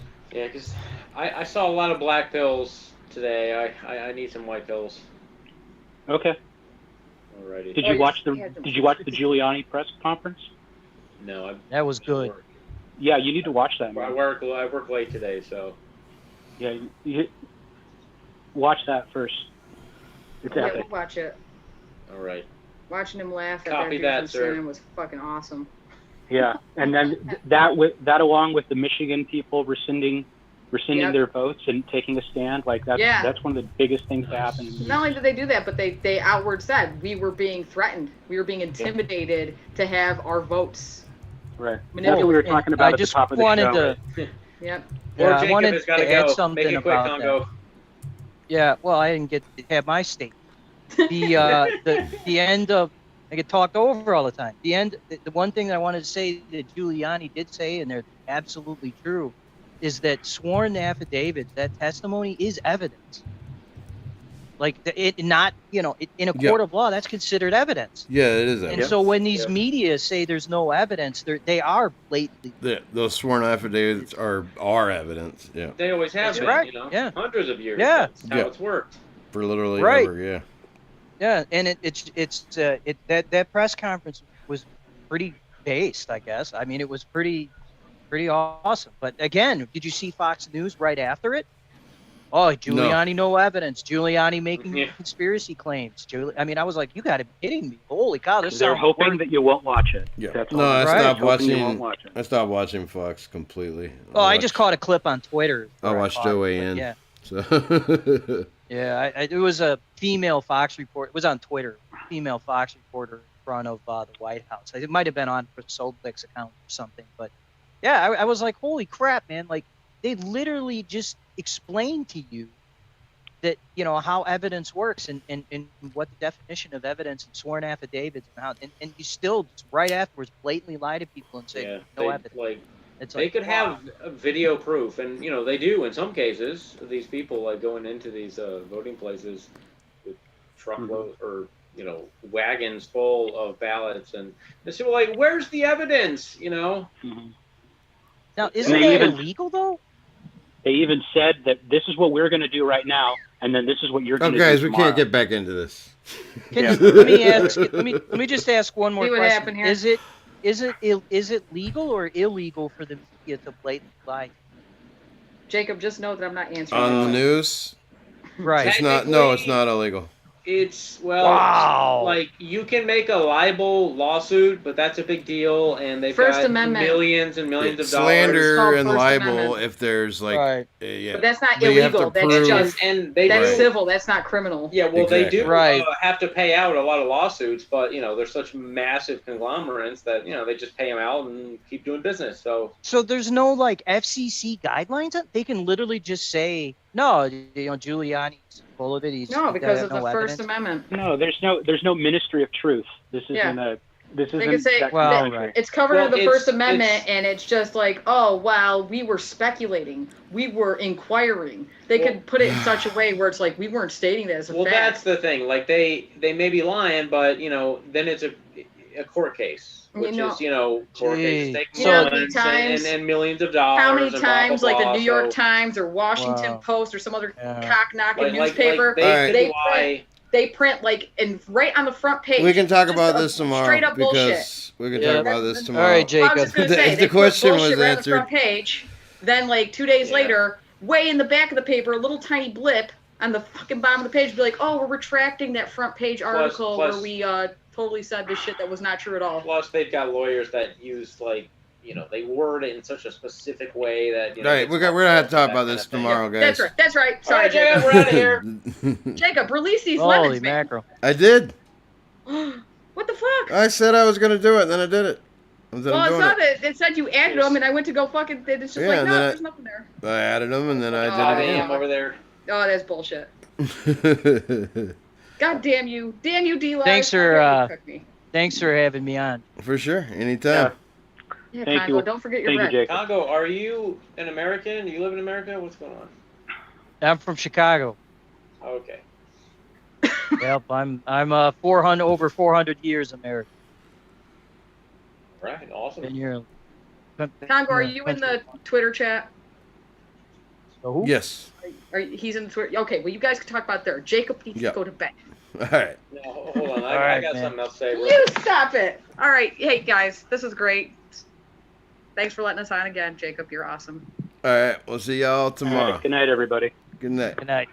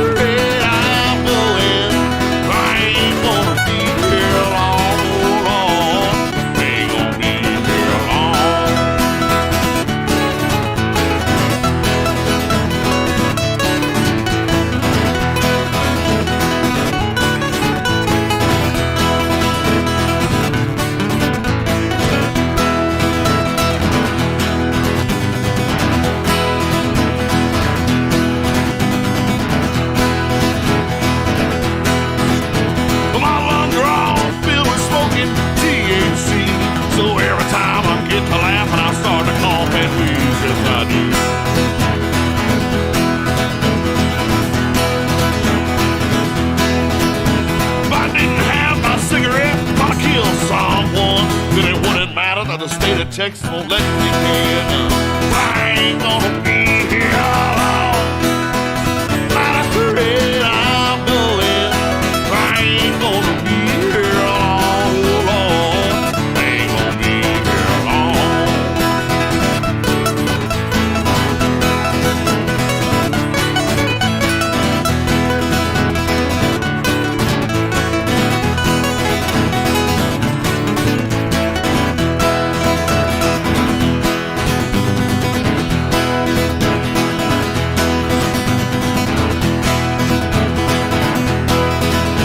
But my heart it sure ain't pumping like it used to do. Lord knows I bump my leg and it turns black and blue. Yes, it does.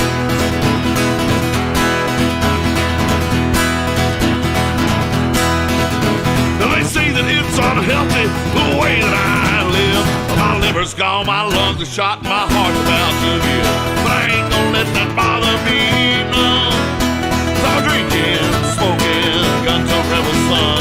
I ain't gonna let that bother me, none, oh Lord. So I'm drinking, smoking, guns on rebel sun.